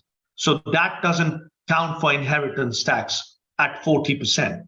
But you know, as a husband and wife, you can pass on up to £1 million without paying inheritance tax anyway. Pensions and other things are even more beneficial and tax efficient. But if a client is 90 or 100 or 80 and they have any issue with health, life expectancy, and within 2 years, you can get all that investment portfolio outside your estate. So government has got a lot of schemes. For example, if you have a business, now we get businesses selling regularly. We've done one in Leicester for £34 million, where the business sold and all that money went into investment. And only after 2 years, all that money is completely inheritance tax free, because it's called business relief or business property relief in the past. So if you have a cash and carry business, you can pass on that business to your kids because it's carry on business. There's no inheritance tax to pay on that if it's done correctly. And if you have money sitting in cash, you can invest the money on your own name, husband and wife, or husband and wife only. But after 2 years, that money plus the growth on that completely exempted. And where do you invest the money? You just need to invest that money in UK companies, in UK A market listed companies, which is alternative investment market, companies like Majestic Wine, Hotel Chocolat, Boohoo Clothing Line, Brooks Macdonald Investment House. So there are many, many established companies. So if we have 1,000 to 1,500 companies in a market, we just need to pick good 20, 25, 30 companies in your portfolio, but you can't invest in funds. A government is giving you that incentive to boost the economy, but within 2 years, completely inheritance tax free. And we are here because of this wonderful charity and all the work that you do. So if you leave money for your charity, leave 10% of your estate or more to charity, your inheritance tax goes down from 40% to 36%. So that is another incentive to consider when you give money to this charity. Okay, so think about LNS and NASA when you think about your wills, power of attorney, and leaving the money for the charity. Okay, the next one, sir. So inflation we've touched on. Equities tend to be a great buffer historically as well. Equities tend to outperform inflation, but again, not guaranteed. And if you go for 10-year gilts, so UK government is not expected to default like Greece, Italy, Iceland, etc. So it's pretty robust and solid, but the rate of return, what you're going to get is only 2%, 2.5%, 3%, and doesn't cover the inflation. So that's why having a diversified portfolio does work.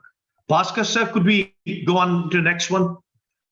Yeah, so these are my contact details, and I understand there are a lot of questions. So if I could try to address, if time permits, more than happy to take a few questions. Okay. So thank you, Jas. Thank you very much for going sir. a lot of things actually in the short time that you were given. So we are at the moment, we are at 4:30 the time is. So I'm just keeping track of the time. So if anybody has any questions, please put them in a chat. We'll take 1 or 2 questions for Jas, and then we'll move on to the next speaker. So Jas, the interesting thing I heard you say was, you said that even if you, I thought investing or in CeP or the pension funds is totally inheritance tax free, but you see you put an age limit for that as 75. What is that? I'm really sorry to rock your boat, Bhaskar sir. It's not me, it's the government and HMRC, you know, and that can be reduced further as well. So if this is called death benefits, pre-75 or post-75. So if client dies before 75, the pension is generally inheritance tax-free. Between spouses, it could be inheritance tax-free anyway, but when children inherit, it's inheritance tax-free by 75th birthday. But if client dies at the age of 75 plus or 76, 80, 90, the kids receiving that money, the inheritance tax is looked at from the recipient's income tax rate. So that will determine. So when our clients come to 72, 73, 74, or 75th birthday, we tend to review the circumstances. We also go deeper to understand spouse situation and the children's fact find. So let's look at children's circumstances. Do they need to have this money? Are they desperate? Or we need to cover only your long-term care post 75, and that we can advise on. So yes, but everybody, every family will be different, and we can cover that in more detail, sir. I have a question for you from Thiago. He's asking you about REITs in particular, because Yeah. So REITs are real estate investment trust.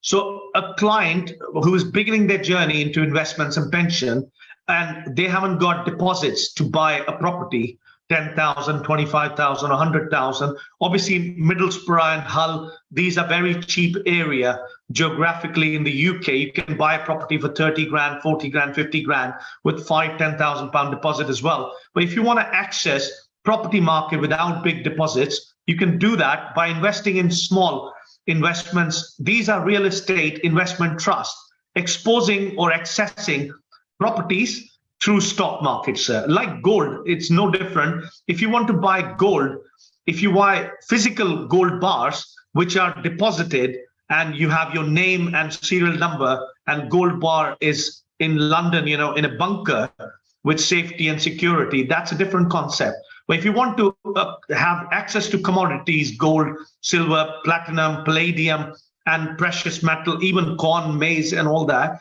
you can access commodities through investment in stock market and buy futures, options, or stocks of these gold, and it tends to perform in the similar way, but giving you access much cheaper rather than physically holding gold and then thinking about how to secure that. So, you suggested a lot of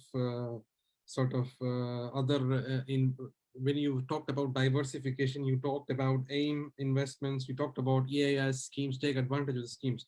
For a consumer who's scared of the whole investment stock market thing, for a simple portfolio, what are the key, what is your recipe to build up a basic simple portfolio? Like what are the Well, that's an amazing question, but that's quite a lot within that basic word, But thank you for that, Bhaskar sir. So if a client is coming and starting their journey and putting monthly £100, £200 into an investments and pension portfolio, if they need access to that money, then definitely investment. And start with investment ISA.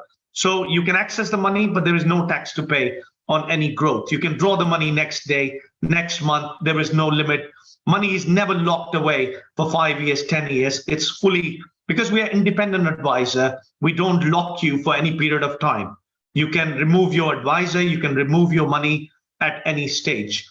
But if a client has got time to retire and they don't need access because they've got regular income coming, and putting this money into a pension or a combination of both, it works better because you will get tax back from the government day one and exponential and compounded growth as well.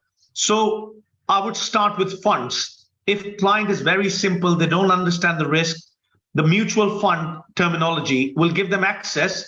So if I'm buying a bank fund, it will have all the banks in the UK, US, etc., rather than buying just a Northern Rock and seeing it collapse and we lose all the money there.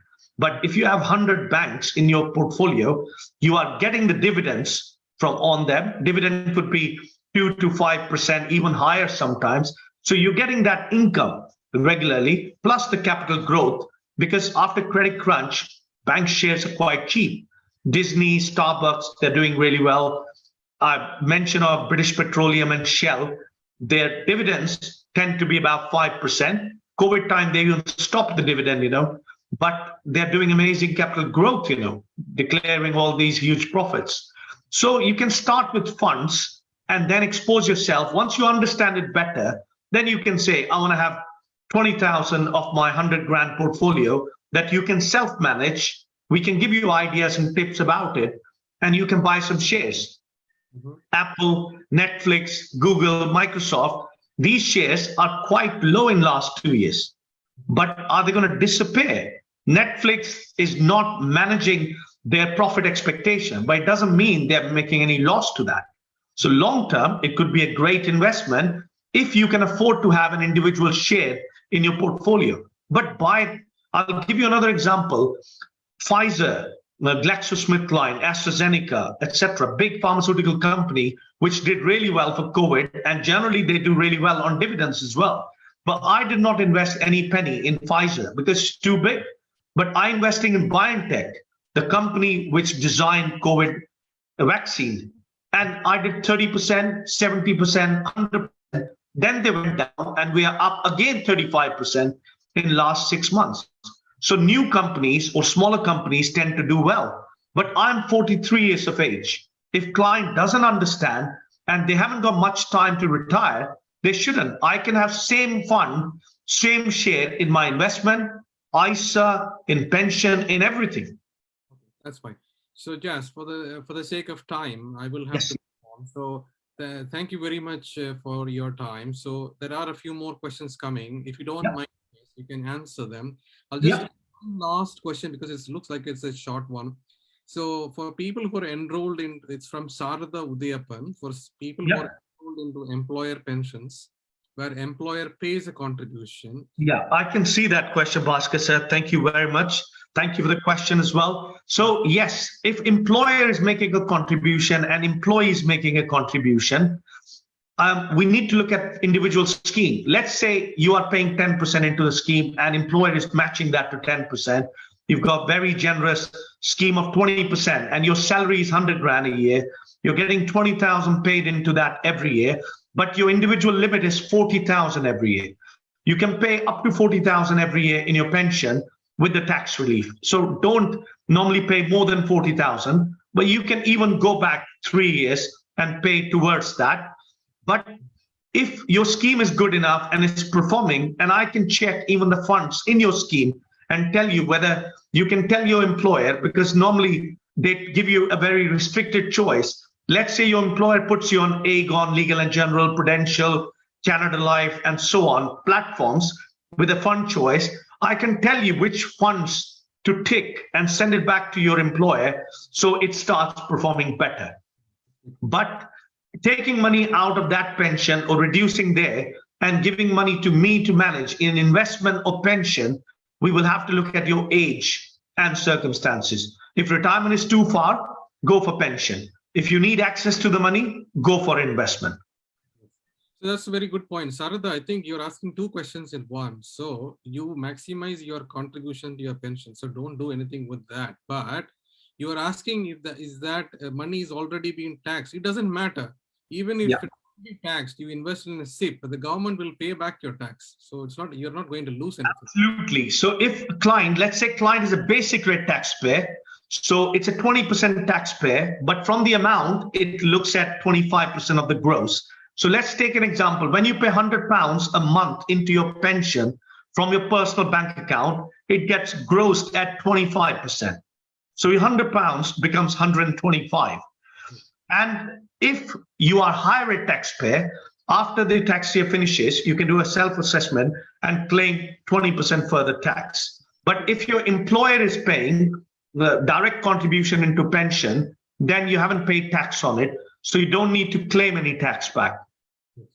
And you can do even a limited company. A lot of people are here, directors of limited company. You can pay directly from your limited company account, £40,000 into your pension. It's fully tax deductible expense. No tax to worry about there. And money goes into your personal pension. Even if you close your limited company and move on to other businesses in future, money is in your personal pension. And you can do whatever you want with that. Grow the portfolio, buy commercial property. Everything is allowed there. But you can even buy a piece of land before the construction starts. It's still commercial. But don't buy a residential buy-to-let. It's not worth the risk, you know. If it's a buy-to-let on top of a shop, make sure it's a clear-cut leases, you know. There is no hanky-panky and gray areas. It's not worth it. Thank you, Jas. So Sarada, maximize your annual allowance. Don't waste it, because anything, whether you have an employer pension or SIP, both are good. Maximize that £40,000. So that is great. Thank you, Jas. And we'll come to questions if we have time. So I'm going to invite the next speaker, who's Sid, who will be talking us about estate planning, which is a problem, which is a real issue for people who are in the retirement age, who have done really well, built up a nice portfolio of real estate and shops and other things. So now it is time to make sure that you make the best use of your saved and invested money, so it benefits to the causes that you want, whether it may be for charity or for your kids or grandchildren, so that you try and minimize the inheritance tax as much as possible, because the government thinks that inheritance tax is, we are charging you. In India, you don't have an inheritance tax, which is a very good thing. That's why we don't hear about India, in India, people talking about it. But whereas here, it is a problem. So if you're not planned, which means the government says you haven't planned properly, so you better pay the tax to us. Probably you don't really need it. So we're going to get Jas to come and talk to us about estate planning. So I'm going to open the slides now. Sorry, Sid. Sid, are you there?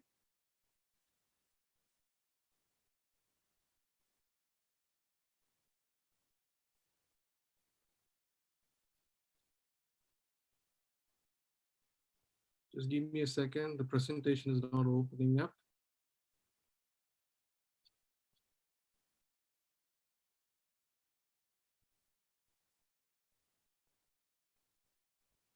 Just give me 2 seconds. Something is wrong here.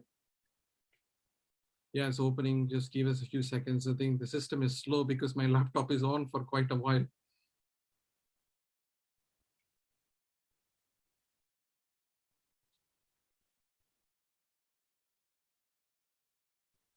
Share screen. There you go.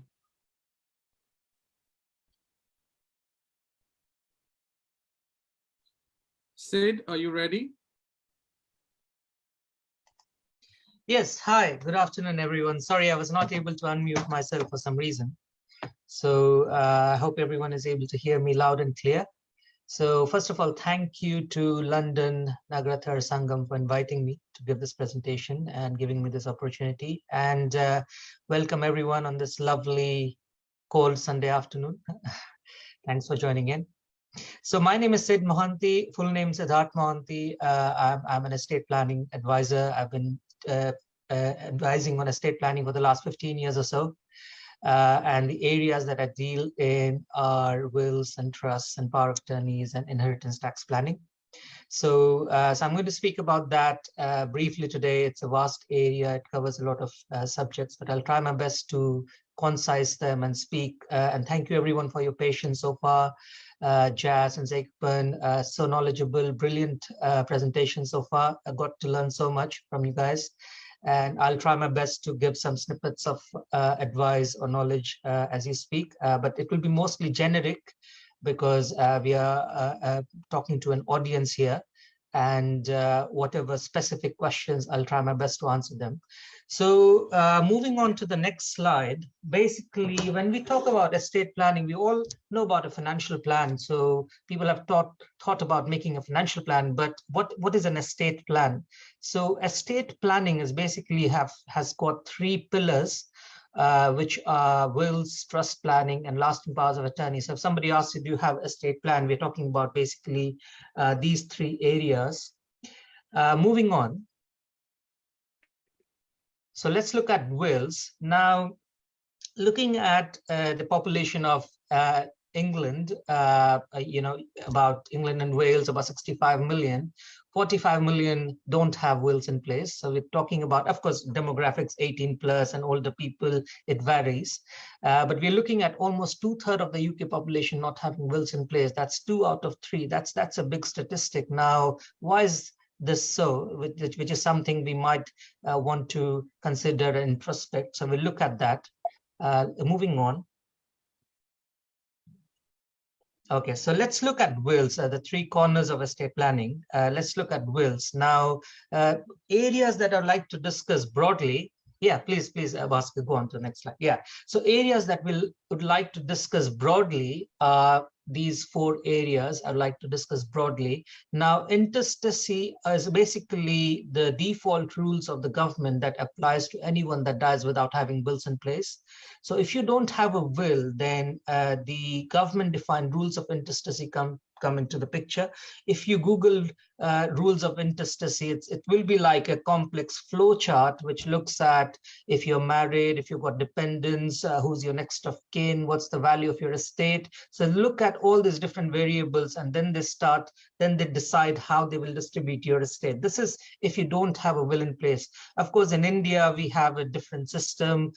Things have been carried on for generations without having wills in place. It's not been necessary to have a will in place, because in India, a lot of things work by nomination system. So you can nominate things directly. If you have a bank account, they ask you, okay, who's the nominee of the bank account? If you open a safe deposit locker, who's the nominee of the safe deposit locker? If you have a LIC, who's the nominee? So a lot of things work by nomination in India. If you also, for immovable assets like properties, it's not that difficult to get a legal heir certificate from the court, and then, things get passed on to the next of kin. But in UK, the nomination system works only to a certain limit, and it also varies from financial institutions. So for example, a bank might have a nomination system or nominee system only till £5,000. Anything more than that, you need to have a will in place, or everything will be distributed according to the rules of intestacy. Now, it's a common misconception that on your death, everything goes to your spouse. That's not the case. If you've got assets more than a certain amount, so the first 270,000 goes to your spouse, half of the rest, and the other half goes into a trust for the children, which they get access to when they turn 18. So roughly, if you look at the distribution, is about 70-30, 70% to the spouse, 30% to the child. Now, why does the government do this? Why do they give something to the spouse, something to the child, not everything to the spouse? Because the family dynamics can be different in this country. There could be remarriages, stepchildren, spouses. So they want to make sure that the spouses are getting some money, the children are getting some money, so everybody is being looked after. What happens according to the default rules, if something happens to both of you, both the husband and wife, then everything by default goes into a trust, which is a statutory trust to which the children will get access to those funds when they turn 18. Till 18, nobody has access to that money. It's locked away. So yeah, that's a problem as well. What happens if something happens to the whole family, husband, wife, children? What happens to all your money? Okay, most of the people who are here have families abroad, have families in India, have got in other countries. Is the government going to go in India and look for your next of kin? Unlikely. That's not going to happen. So they give advertisement here in the Gazette, wait for a few months. If nobody makes a claim, guess what? Everything goes to the crown, to the government. So all your money is gone to the government if you don't do proper planning. So a will allows you the opportunity to make planning for different scenarios. If something happens to one of you, both of you, all of you, you can nominate your family and friends or relatives here and in India to ensure all your estate end up the way you want it to. And it's all about putting it down on paper and legalizing the paperwork. So that's intestacy. I'll skip the second point for a second and move to guardianship. Now, in the beginning, we had a lovely boy, singing the prayer. It was so nice. I'm sure a lot of you have young children who are below the age of 18. What happens to them? Who looks after them if something happens to you both? Husband and wife both died. No family in UK, all family abroad. What happens to them? Who looks after them? Now, to put it a bit crudely, if you have British passport, if both of you die, then the children are the property of the state. And the state decides who looks after them. And in that case, the social security, and they have a foster care system in place. So if the parents have died without nominating the parental responsibility to someone while they were alive and had the mental capacity, then the state steps in and they will make the decisions for your children's custody and where do they live. So they will decide if they live with X person or Y person. Nothing stops your family and friends from India and come and apply for the custody of the children, but it's entirely at the court's discretion or a judge's discretion whether they give that custody or not. Now, how likely do you think that the court will allow the children to go out of the country? minors to go out of the country to a different country with different people, how likely do you think? It's very unlikely that the courts will allow the children to go outside the country, because they don't want the children to grow up in the future and come and sue the UK government saying that, oh, I was small, you allowed me to go with this person to this country, this happened, that happened. Okay, so for that reason, they have a foster care system in place which ensures that the children are held under the supervision of the UK government. And I don't know how much you know about foster care or foster parenting. It's foster, to act as a foster parent is basically a government benefit. So in a foster home, you could have children coming in, turning 18, moving out, more children coming, turning 18, moving out. So it's not the ideal place for your children to grow up.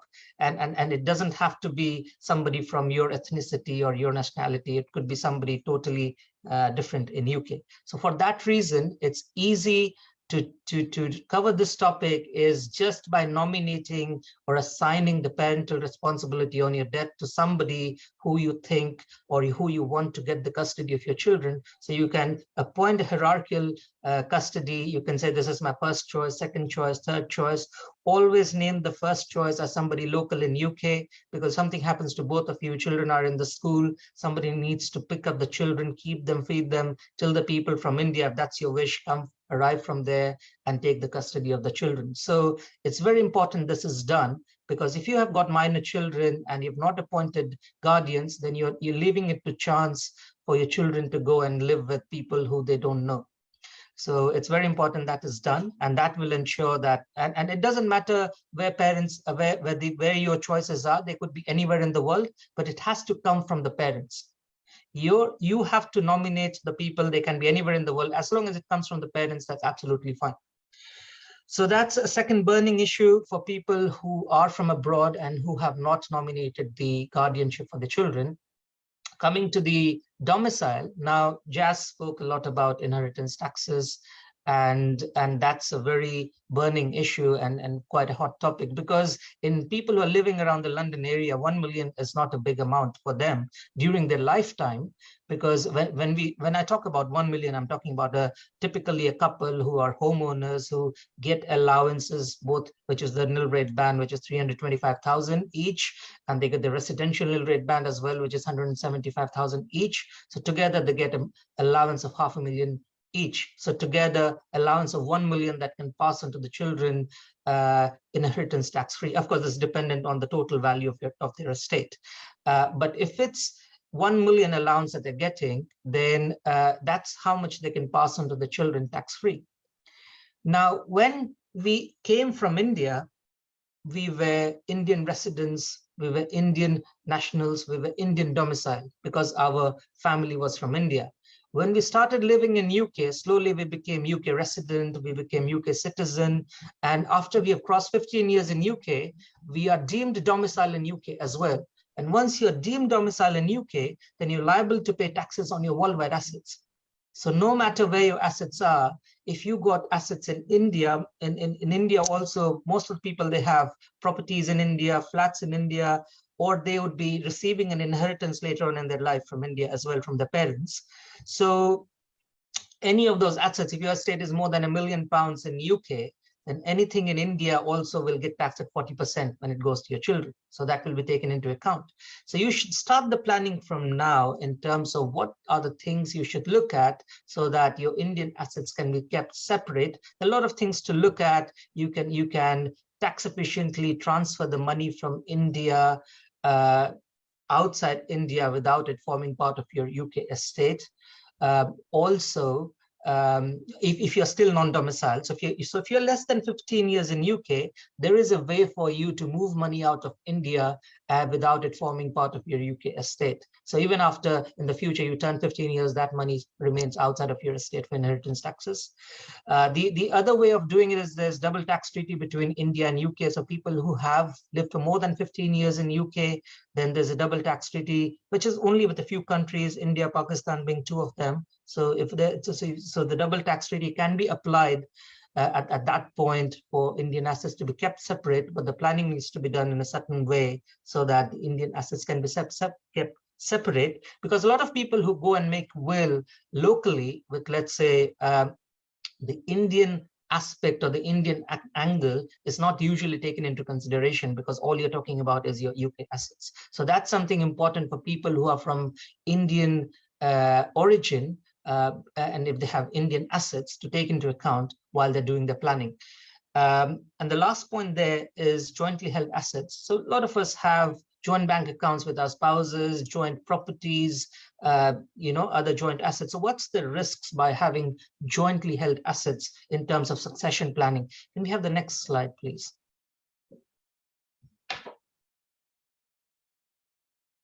Okay, so if I write a will, I say, give everything to my spouse. When my spouse dies, give everything to my children. Fine, that's what I would want, anybody would want as well. But what are the risks by doing such simple planning? W.S. Smith, go and buy a 20-pound will from there, give everything to my spouse, give everything after that, give everything to my children. Half a page will done, 2 people signed, will done. What is the issue with that? Let's move on to the next slide, please.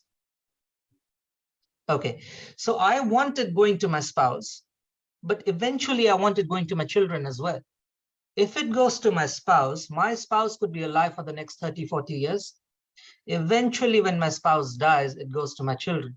But what happens if during my spouse's lifetime, let's look at the first point. Let's say they start a business or they invest some money, or for some reason, they declare themselves as bankrupt. If the spouse becomes bankrupt, can the creditors make a claim because everything is in their personal name?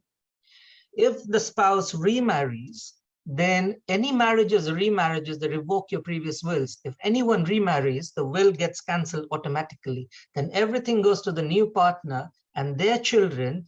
But for them, your children are stepchildren, so they don't have to make any provision for them. So your children can get totally disinherited. That's one thing. Local authority. Now, let's say I die, my spouse is alive till they're 80 or 90 or 70, let's say. Now, Jas said people are living more than 100 these days. So what happens if they are in the old age, they have things like Alzheimer's, dementia, any other specified illness, and they require care by the local authorities? Or they have an accident, illness, something, they require care by the local authorities. Any benefits provided by the local authority or NHS, these are all means tested benefits. So they will look at the amount of assets that's in your name. And if you've got assets more than a certain threshold, currently the threshold is between 14,000 to 23,250. So if you have assets more than 23,250, you need to fund your care by selling your assets. Now, what is 23,250 in London or anywhere else in UK? You don't get a garage for that amount, right? So if you've got assets more than 23,250, you need to fund your care by selling your assets. How is that done? So I've died, my spouse has £1 million in her name, right? If she goes into care, £1,000 to £2,000 a week are the care costs at this point in time. So a few years in care, most of the assets are gone, which was supposed to be my children's inheritance. Now that's gone in funding my medical fees or care fees. Yeah. Now, main residence allowance, we spoke about 325,000, which each person can pass on their debt free of taxes, nil rate band. And there's the residential allowance, which was provided by the Conservative government in 2017 in installments, and in 2020, you were able to get the whole 175,000. But then government made an announcement, which was a populist measure. Yeah, 1 million, no taxes. But then government made that announcement, but then there was a lot of caveats in there. So there was a lot of fine prints in there. It's not just that, okay, if you have a home, you will get 1 million. The planning needs to be done in a certain way for you to get that allowance. One of them is that it needs to go either to children or grandchildren, to your lineal descendants. Unfortunately, if you have no children, you don't get it. And the second thing is that it can only be passed on to a certain type of trust, because there are different types of trusts. But then when you do trust planning in the wills, which we are going to come to in a second, when we do trust planning, certain trusts they erode your additional allowance. So you don't get that. So you have to be mindful when you're doing the trust planning to ensure that you're getting the whole 1 million allowance. So that's something to think about when you're doing the planning, and when you're passing on things directly to your spouse, then you might lose that. Bloodline planning. Now, how do we pass on assets to our children? By default, at 18, they will get access to everything. But let's say I give 1 million each to both my children, and they become quite wealthy in their own right as well. Now, let's look at everyone in this forum. We are not really dependent on our parents' money, isn't it? I mean, we are self-sufficient, we can live with our own money, but our parents could leave us money in the future. Now, as Bhaskar said earlier, there are now inheritance taxes in India, which is true, but there are inheritance taxes in UK. So if I get 1 million more from my parents, I will be a bit nervous because it's going to get taxed at 40% again. It's been taxed at 40% when it came from my parents to me. It's going to get taxed at 40% again when it goes from me to my children. So every generation is getting taxed at 40%. So what can I do? How can I do the planning so that it's not getting taxed at 40% each generation? If I give it to my children, what if there's a relationship breakdown? Quite possible. If there's a divorce or something, how do I ensure that money is protected for my future line of descent? Because in this country, if there's a divorce, there's no way you can save that money. There's no way you can protect. How do I ensure the money is ring fenced when it goes to my children? And then if they get divorced or something, the money remains protected, or they become bankrupt or something, it becomes protected. Can we move on to the next slide, please? Okay, so to protect against all these different types of risks, we can look at ring fencing the assets in a certain way. So for that, we would use wills in conjunction with trust planning. The next slide, please. The various types of trusts. Yeah, I'm not going to go to all of them because there's too much explanation, too much information there. I'll touch upon a few important ones, but the risks can be mitigated through a combination of the following trusts. Life insurance trusts, which both Sekkappan and Jas can explain better, but in essence, what it means is that if a lot of people have life insurance and pensions, now if you die, if you look at your policy documents, it says pay to the owner or the owner's estate. So it means that if you have, most of the people have, big life insurance policies, 500,000, 1 million. Now, if it falls part of your estate, is treated as an asset, and if you both die, then it forms part of your estate and forms part of the 1 million calculation. So again, if your estate is already £1 million, then anything more than that falling into your estate gets taxed at 40%, including your insurance money. So it's important that you ring fence when it pays out, so that doesn't form part of your estate and is available tax-free. The insurance company always pays out the money tax-free, but because you're not doing the planning for it, it forms part of your estate, treated as an asset. And if your estate is more than £1 million, it gets taxed at 40%. Very simple to protect it. You just need to link your policy to a trust. Very important you do that. Spousal bypass trust, exactly the same concept, but instead of insurance, that's for pensions. Now, the most important or most popular will, in fact, the planning that's done is the protective property trust. What is the protective property trust? This is for people who are homeowners. If you're a homeowner, then how can you protect? Because most of the people, the main home is the most high value asset that they have. And it makes sense to protect it when it goes to your spouse or to your children. So most of the people own it jointly. There's another way of owning your property called tenants in common. If you own the property as tenants in common, then you still own it together, but you own it in separate shares. So you own 50% and your spouse owns 50%. Yeah. So it's just a small change you need to do in the land registry, and that will ensure that you own the property as tenants in common. It has got no bearing on your ownership because you're still the owners of the property. We're not changing the ownership of the property. It's got no bearing on your future remortgage or sale of your property because you still are the owners of the property. And in fact, when you complete your mortgage, banks give you the option whether you want to own it as joint tenants or tenants in common. So it's a very normal procedure. But let's say you own it as tenants in common. If you own it as tenants in common, you have 50%, your spouse has 50%. Now what we can say in your will is that when you die, your 50% is ring fence for your children. So you give it directly to your children instead of giving it to your spouse, and your spouse does the same in their will as well. So instead of giving it to each other, what you do in your wills is that you ring fence your shares on your debts to your children.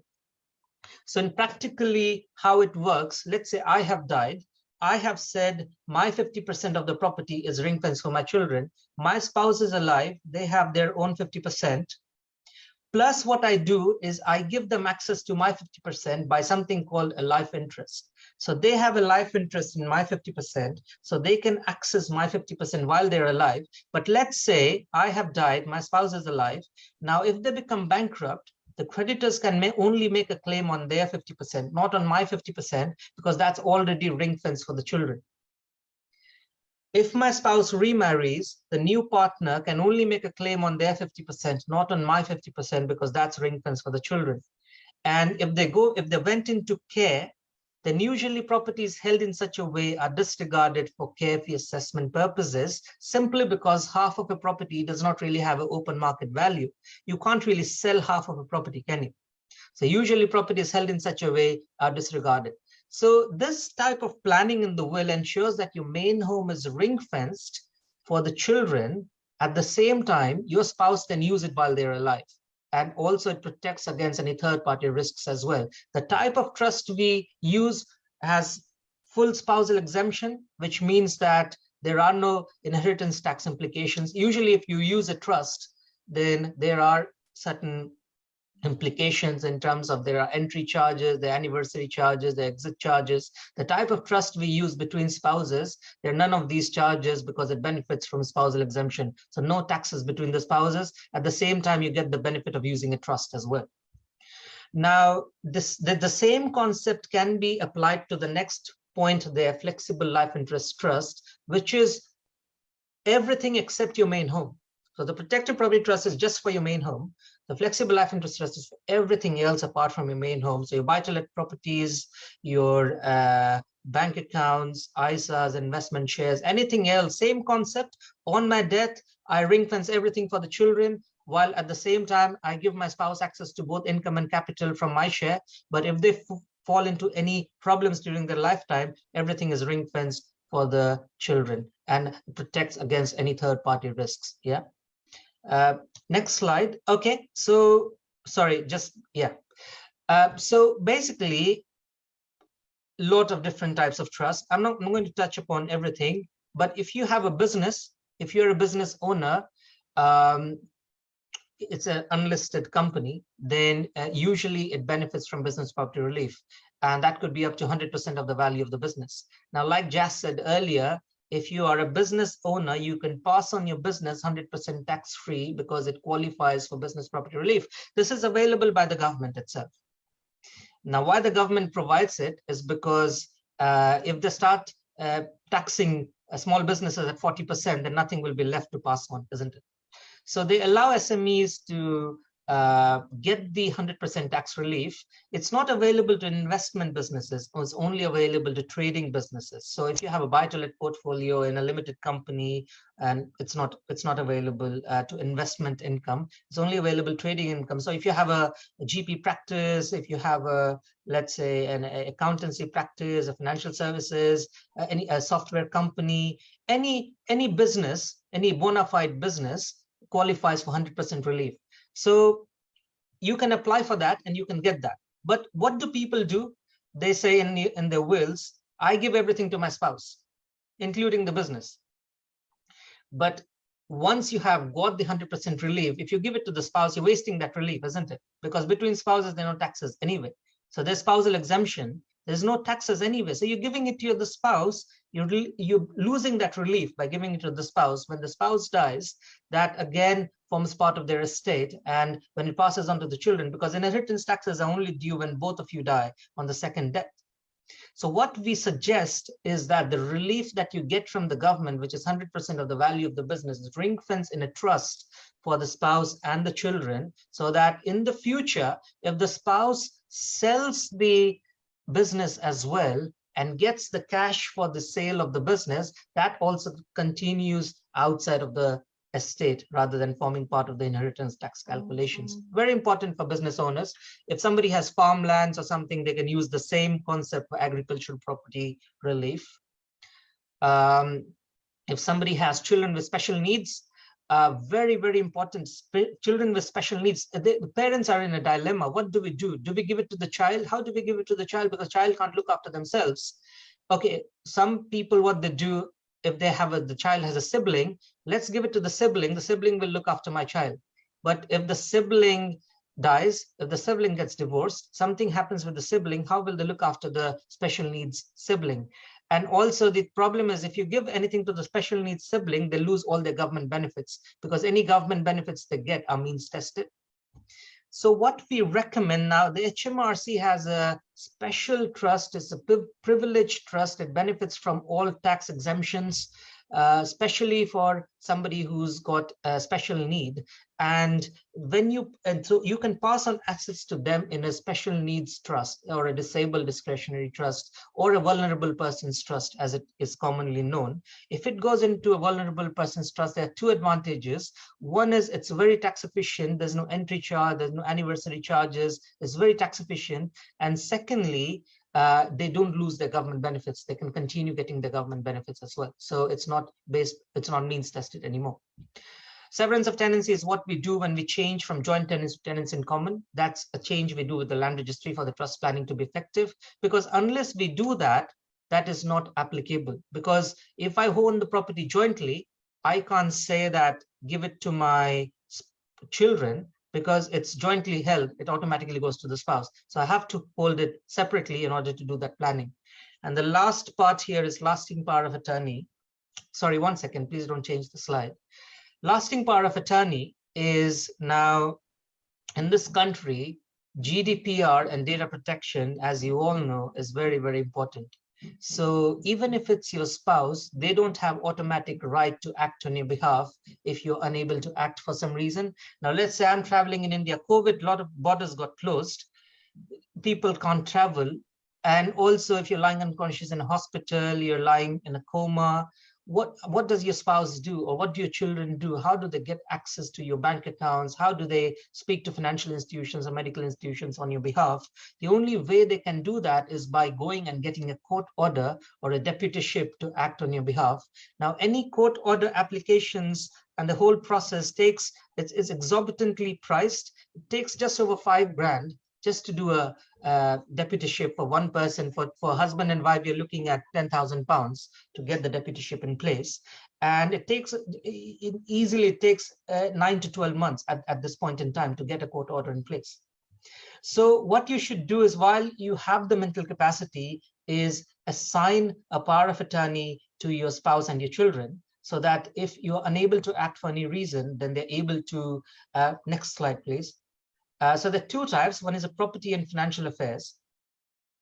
So this is something I've been talking about, that everyone owns some kind of asset, whether it's a small amount of savings in a bank account or a business empire. No one, not even your spouse or business partner, has the automatic right to deal with your assets if you lose mental capacity. And most banks and building societies now require sight of an LPA, or a deputyship order, which is a court order, or an enduring power of attorney, which was held pre-2007, which is not so much effective anymore because it was only financial based, not health based.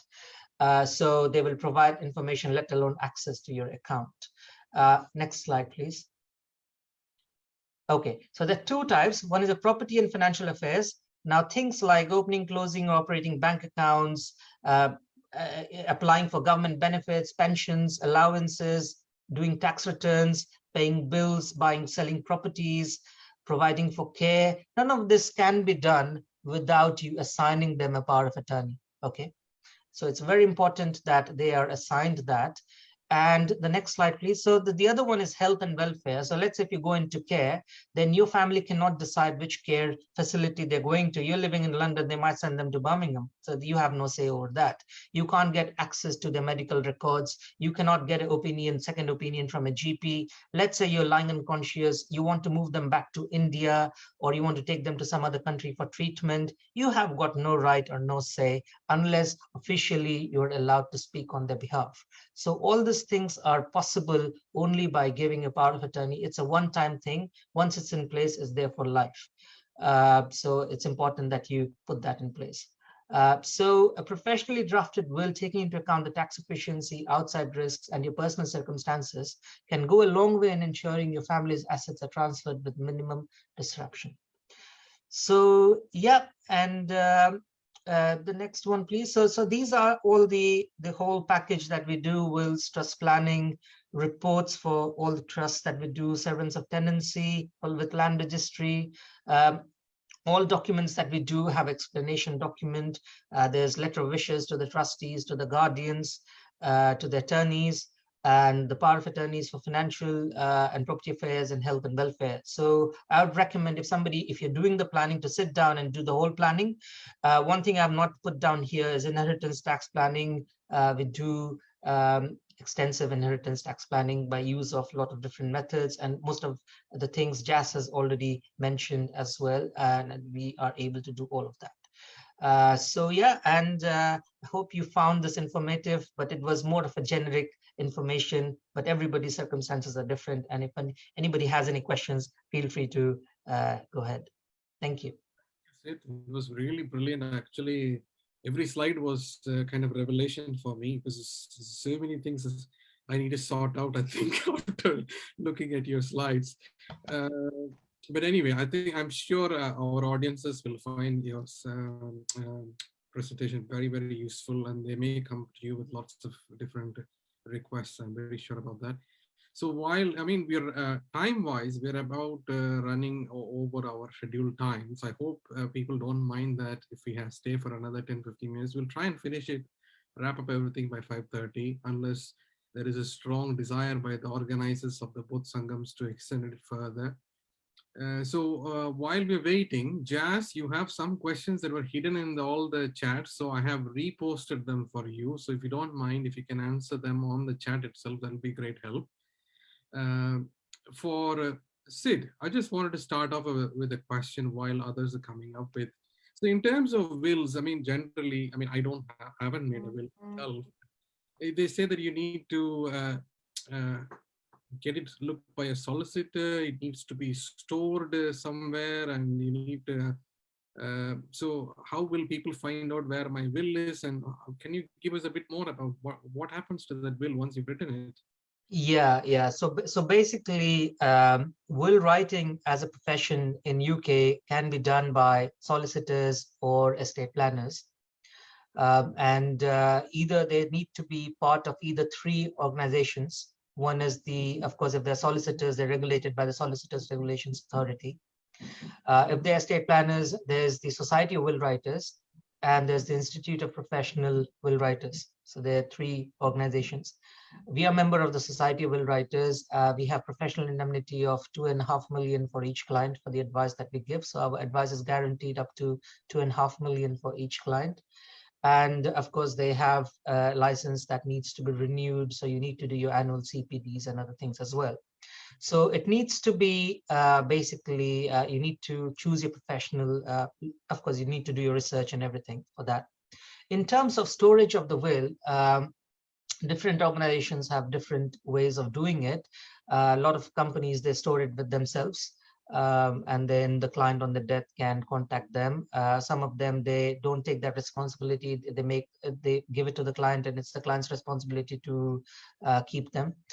We store it with the National Will Archive, and they give you a scanned copy of the wills. It's kept in a safe deposit locker, which is fireproof, and it's kept in a waterproof wallet. So yeah, they take on all they look after everything, and you receive a certificate and cards from them. So the certificate is basically your proof of storage with them, and the cards are something that you hand over to the executors of your will and tell them this is where the wills are stored. So if something happens to you, they can retrieve the wills directly from there. All they need to do is produce your death certificate and the ID, and they can retrieve the wills directly from there. So as a company, we store everything with them. We don't store it in our cupboards in our offices or in our in our bunker or anything like that. It's all kept in the storage facility by the National Will Archive. It's a centralized location, and it's all something that the client has full control over. Okay, so that's great. The kind of trust planning ideas that you suggested for different situations, they're very, very quite useful, and I quite like the idea of the joint tenancy thing as well in terms of protecting the IHT. I think these are things people have to look at very importantly. You know, for making a lasting power of attorney, I mean, does everybody need to make that, or do you make it only when you reach a certain point where you feel you may have to give that power of attorney to somebody else? What do you think as an advisor? What would you recommend? What does a person who's a 30-year-old, does he need to make a lasting power of attorney? So, like I said earlier, there are two types. One is health and welfare and property and financial affairs. The health and welfare is really applicable to everybody. A lot of people say that, okay, it's only, when you are 80 plus, or if you're going through, if you're in your, you're ill, then you should make it. But you never know when you can get ill. You never know when you need to go into hospital. So health one is, of course, applicable to everyone. And that's what the rationale of the government was, to introduce both, because some of the people might not have assets. So for them, they might only need the health one. So there is a health one in place. For the financial one, it depends on the assets they have. So most of the people, I suppose, have their own homes or own properties. So if you own a property, then you need to remortgage it at some point. Or if you're renting it out, you need to collect the rent. So all the activities that you associate with operating a bank account, you have the same thing with the property or any other asset as well. So if you are asset owners, then if for some reason, if you're unable to act, then you need to appoint somebody. Now, one thing I would like to say is about joint accounts. Now, even a lot of people say, I have a joint account, why do I need a power of attorney? Now, joint accounts or joint assets mean that both of you are giving consent to operate that asset. If one of you is unable to give that consent any longer, then the other person needs to go and court order to be able to operate on your behalf, or you need to convert that into a single account or a single name asset. If you're unable to do that, then power of attorney is sort of invaluable at that point. Okay. So I'm just conscious about the time. You're 7. Yeah, sure. You have, there is a nice comment for you, Sid, as well, that we need to talk about this planning of assets planning and talking with the family about making a will, and your statistics and your data about 2/3 of the people in UK don't have a will. I think as a Sangam, both Sangams, I think we need to encourage people to make a will if you haven't made one already. So I think it makes it very relevant, because Sid has told us a lot of points about why it is important, and I think we should take this as an awareness and do something about it. So yes, okay. I think we're running very well with time. So shall we take any more questions, or we go for vote of thanks? Is something I need to know from the organizers? No, I think you can answer it, Bhaskar. Yeah, just you can stretch for 5-10 minutes extra. Yeah, it's better to answer it. Yes, because all three experts have given a very good eye-opener on these important topics. And if you haven't reviewed, there is a habit people say in finances, that you have to sit down and look at your portfolio every year, do an annual review of where things are and how you're progressing, so that you can make little tweaks. So this has just happened to be like an annual review of your portfolio. If you haven't done one, you need to look at your portfolio and see if still traveling in the right direction, and if anything needs to be changed, it needs to be changed. So there is a question: will written at one point, can it be updated or redone, and how will it assure to be that the latest one will be applied? From Chidambaram in Scotland. For Sid. Yes, yes. Thank you for the question. So basically, what I would say to that is, will should be viewed as a working document. It should be viewed as a live document. So it's something that you should keep reviewing it as and when things change. So let's say buying another property, birth of a child, the changes in legislation, tax laws. There could be so many changes according to which a will should be updated. When you take out a will through us, we do a regular review of wills with you. And as and when things change, you should get in touch so that we update the will. So how the whole process works is that first we make the changes that you want and then provide you with updated drafts.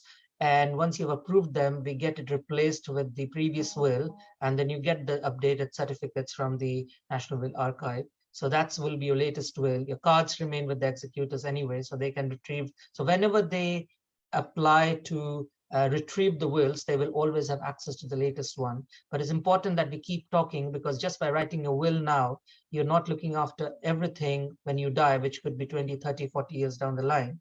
So it's important to keep working on it and treat it as a working document. Okay. So it's just a question, me personally, because a lot of people don't go for expert advice to either a financial planner or a estate planner, because they might think it's just too expensive. Let us do it yourself attitude, or go for the cheaper option. What is the kind of cost for doing such things, so people get a rough idea about, is that money worth spending for doing this properly? Yeah, sure. So your full costing, but just an approximate cost for doing it. Yeah, sure. So basically, if you're doing just the wills with the trust planning, so basically we do 3 packages. One is only the wills, which are basic wills. There's no trust planning or anything. And then wills with trust planning and the land registry work. And then we have the wills with trust planning and the powers of attorney. So usually, if you go for the whole package, it's around 1,200 plus the court fees. And the court fees are £82 to register each power of attorney, and there's 4 of them. So that's something that needs to be paid directly to the court. So it's 1,200 plus the court fees. And if you go for the wills with the trust planning and the land registry work, then it's about 600. And if you just go for the basic wills, then it's about 350. And this is all for the family together, the price, not just for one person. Okay, thank you. So you get a rough idea about how much it costs. So it's a worthwhile investment to kind of get it, so you have that security that everything is in place. So similarly, the Yes. other 2 experts as well, like kind of when you guys give expert advice, are you working on a fee-based structure, or is it something different? Shall I go first, Sekkappan? Yes, please go ahead. Yeah. Sir. Right. Okay. So as I mentioned, we are fully independent, so we don't get paid any commission from any providers. So it's a fee-based structure for investments and pension. Investments and pension, basic setup, and start to pay into somebody's pension or investment, minimum setup charge is £500. That's it. So to start with, if you have got existing pension pot or investment, we will happily review that. I promise that to Manikandan as well. They will review that for free of cost. We'll give you analysis. So keep it with you. Then you can decide whether you want to make changes or you're happy to manage it yourself. Okay. So what about you, Sekkappan? Yeah, with respect to mortgages, normally there is a procuration fee paid by the lenders. As an independent advisor, I normally charge a fee for the mortgage, but mostly with members of our community, I've managed to waive them. So far in the last 16 years, mostly, unless it's a complex commercial or complex transaction, which involves a lot of time, for standard residential and buy-to-lets, I've always managed to waive them for our community. Normally, as an advisor, I charge. Thank you. So there is two questions actually. So one is from Thiago.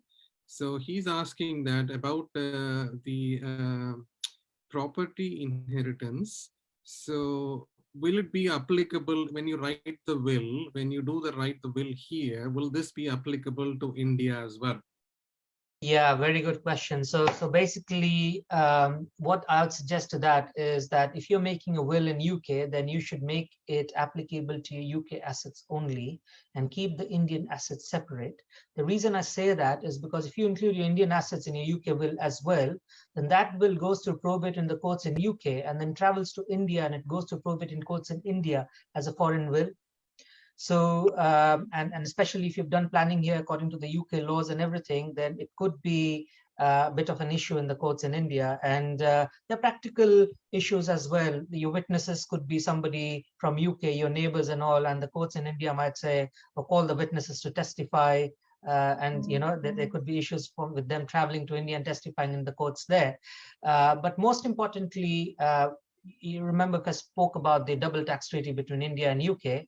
One of the things that the double tax treaty needs is that for when you're making a will is that you have a separate will in each jurisdiction where you have assets, and this will is applicable to UK assets only. So if you just buy a W.S. Smith and say that, okay, the first clause you will find in any will that you make in UK is that I revoke all my previous wills. And that by that, what you're telling the HMRC that this is your main home, this is your permanent home, and after you've crossed 15 years to charge you for all your assets wherever they are in the world. So for your executors to make an application for the double tax treaty to be applied, one thing they will look at is that that you've made separate wills in separate jurisdictions. So are you suggesting that we should make a separate will in India with the... Absolutely. Absolutely. Okay. Absolutely. Perfect. Because it will be very difficult to protect the Indian assets from not being counted as part of UK assets for inheritance taxes if you include them in the UK will. Okay. So there is a few more questions. I mean, I'm just watching the time as well. So if anybody says we need to wrap it up, just put it in the chat. So I will try and move to vote of thanks. So there is specific questions about that trademarks, patents, and other assets. What is the best way to avoid inheritance tax? Sorry, is that for me? So it's a question, either Jas or Sekkappan, whoever thinks that this is Sorry, a very kind of asset, which is not with everybody, like IPs, trademarks, patents. So that's that's fine. Yeah, so intellectual properties, trademark, patents also form part of the assets. That is correct. Best way to be passed on to generation in terms of taxation or any other aspect. That is correct. The question is about the ownership, how these assets are owned, If it's a personal name, let's say it's related to a business. I'll give you my example. We've got a trademark logo for London Financial Consultant for the last 20 years. Now it's got a value, it's good name. We've got a goodwill in the market, touch wood. I've never had a complaint in my life, and being portfolio manager and even markets up and down, people understand the advice has been absolutely spot on. So there is a value attached to it. If I pass it on to family with the business, then you can get away with business property relief and there is no inheritance tax to pay. But if it is owned separately, not as part of the business, there could be implications with the taxes. It could be assets like piece of art, a logo or trademark IP can be considered a piece of art, which can have inheritance tax value towards the estate. So we need to look at the ownership, who's the beneficiary receiving it in future, and how you've acquired it in the first place, and what is the current value for capital gains tax as well. So it's a combination. Take advice. Go for individual answer here. Fine. So I have a personal question myself, because when I think either Sid or any of the other panel members can take this question. There is a lot of emphasis, which, I mean, in the last 20 years, me living in UK, there has been not much of kind of awareness about paying tax on worldwide income. Now it is the HMRC seems to be targeting the ethnic minority peoples, or in the last 2-3 years by sending out kind of warning kind of letters to say you need to declare, and there is a penalty or fine. So what do you guys suggest now? What we should do? Shall I go first, Sid? Yeah, go for it, Jas. Right. Now, this is very valid question, Bhaskar sir. Previously, ignorance has been bliss. People have been going to accountants, getting the advice, but pushing accountants.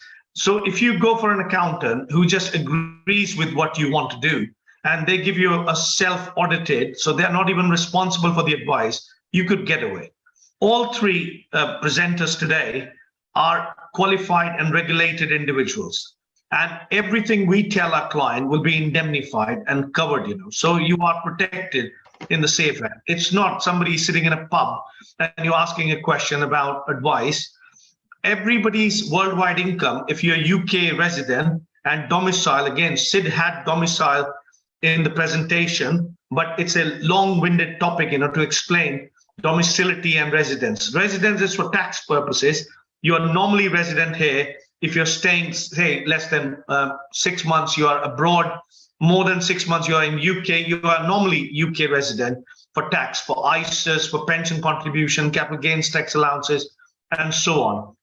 So answer is all about worldwide income. If you're domiciled here, then you're supposed to pay on worldwide income. Residence and domicility, we need to take into account. Rishi Sunak's wife, she was getting it away, but now it's highlighted. So she's going to pay on worldwide assets. Last year, Google, Microsoft, everybody agreed they're going to pay taxes in the UK for UK income at least, if not worldwide. Mr. Lakshmi Mittal didn't take UK citizenship, for example, ArcelorMittal, French citizenship, or Indian passport. People could get away that, oh, I'm Indian citizen, I don't need to pay any taxes here. Donald Trump had to present for the second term his accounts now to the parliament, but when he became president first time, he could get away with it. So now with worldwide, this is a phenomena. People need transparency, what people are doing.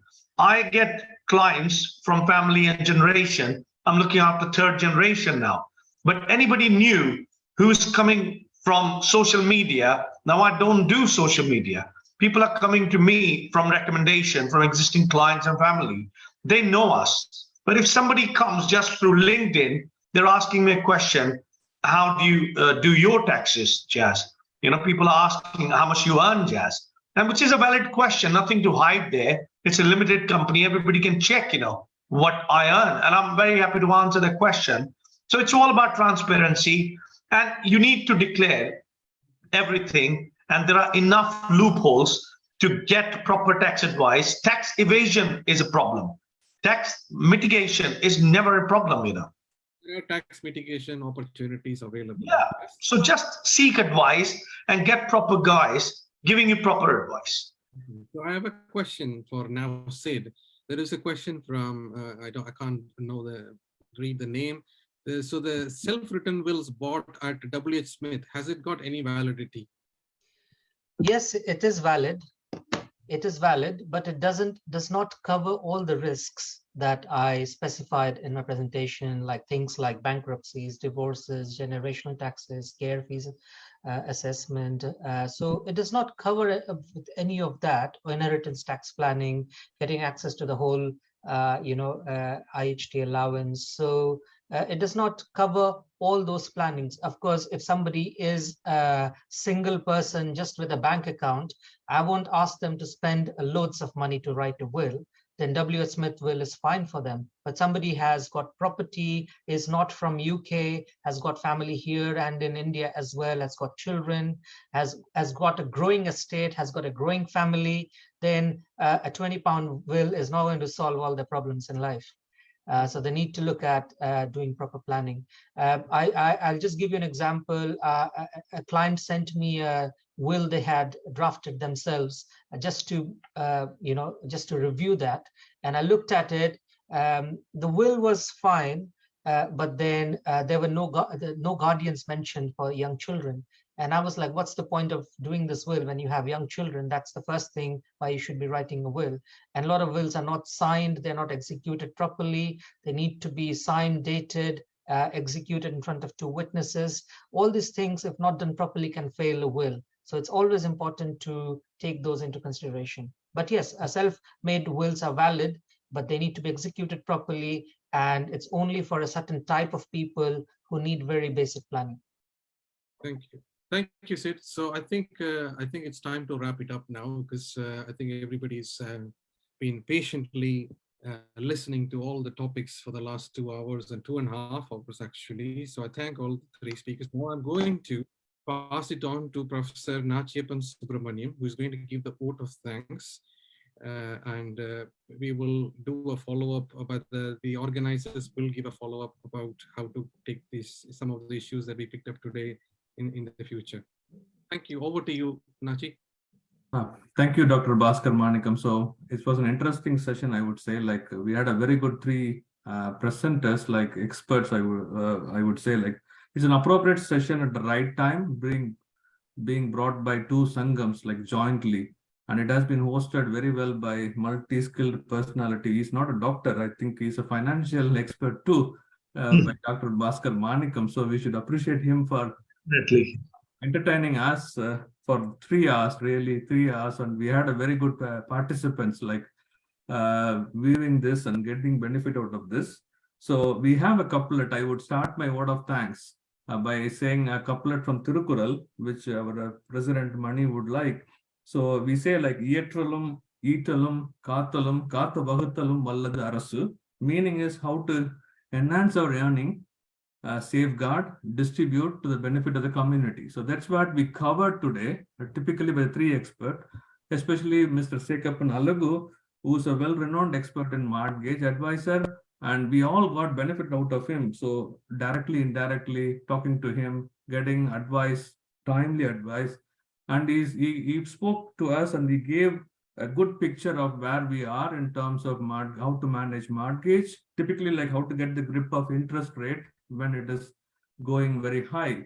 So which is a big concern for all of us to manage both let to buy or buy to let, whatever property it is. And I also like to thank on behalf of Sangam, Mr. Jas, for exposing us the mantra for diversification of investment. So we had a lot of misnomers about how to invest. Visa is a one way of, like as Dr. Bhaskar said, there are plenty of opportunity to diversify the investment portfolio in addition to pension. So which is a very good highlight. Basically, I learned a lot. Thank you, George. The next one I would like to present, even though we have to fare to Sid, Mr. Sid, who came little last, but I opened, like many people felt it was an interesting talk, basically on estate planning, which we are poor at. Basically, we had a kind of an Indian mindset where we think everything we can pass it on to our generations, but it is not the case in the UK. So which has been highlighted well in terms of trust, the benefit, the importance of trust, estate planning, etc. So overall, it was a good packed session, which went on like for more, like nearly going to be 3 hours right now. Again, we should thank the participants who joined the session, stayed us throughout the session from start to end, which is very good. Even though on Sunday afternoon, it is not a COVID period. During COVID period, everybody got used to watch these kind of Zoom sessions, but now they have many commitments. Beyond this commitment, they have to sit and spend time, which is really a valuable thing. Also, I need to thank the Sangam presidents, Mr. Manikandan and Mr. Selva Muthalagappan, for the effort they have put in for a long time to organize this session and to pitch it in the right time where we all, where there is a need for us to make use of this content, what presented by the experts. Also, I would like to thank our community members for the sponsorship. This is all a run for a sponsorship so for the charity, where they are trying to donate, and which goes for a good cause in the sense of providing assistance to marriage as well as to education back in India for the needy people. So whatever money they are generating out of these kind of events are being like used to assist people who are in need. So with this few words, I don't want to take much of your time. I can see a lot of people are still patient enough to listen to me. So I would thank the Sangam organizers for giving an opportunity to propose word of thanks. Thanks all. Have a good evening, I would say. Yeah. Thank you. Thank you. Thank you. Thank you. Thank you. Bye. Take care. All the best. Bye. God bless. Bye.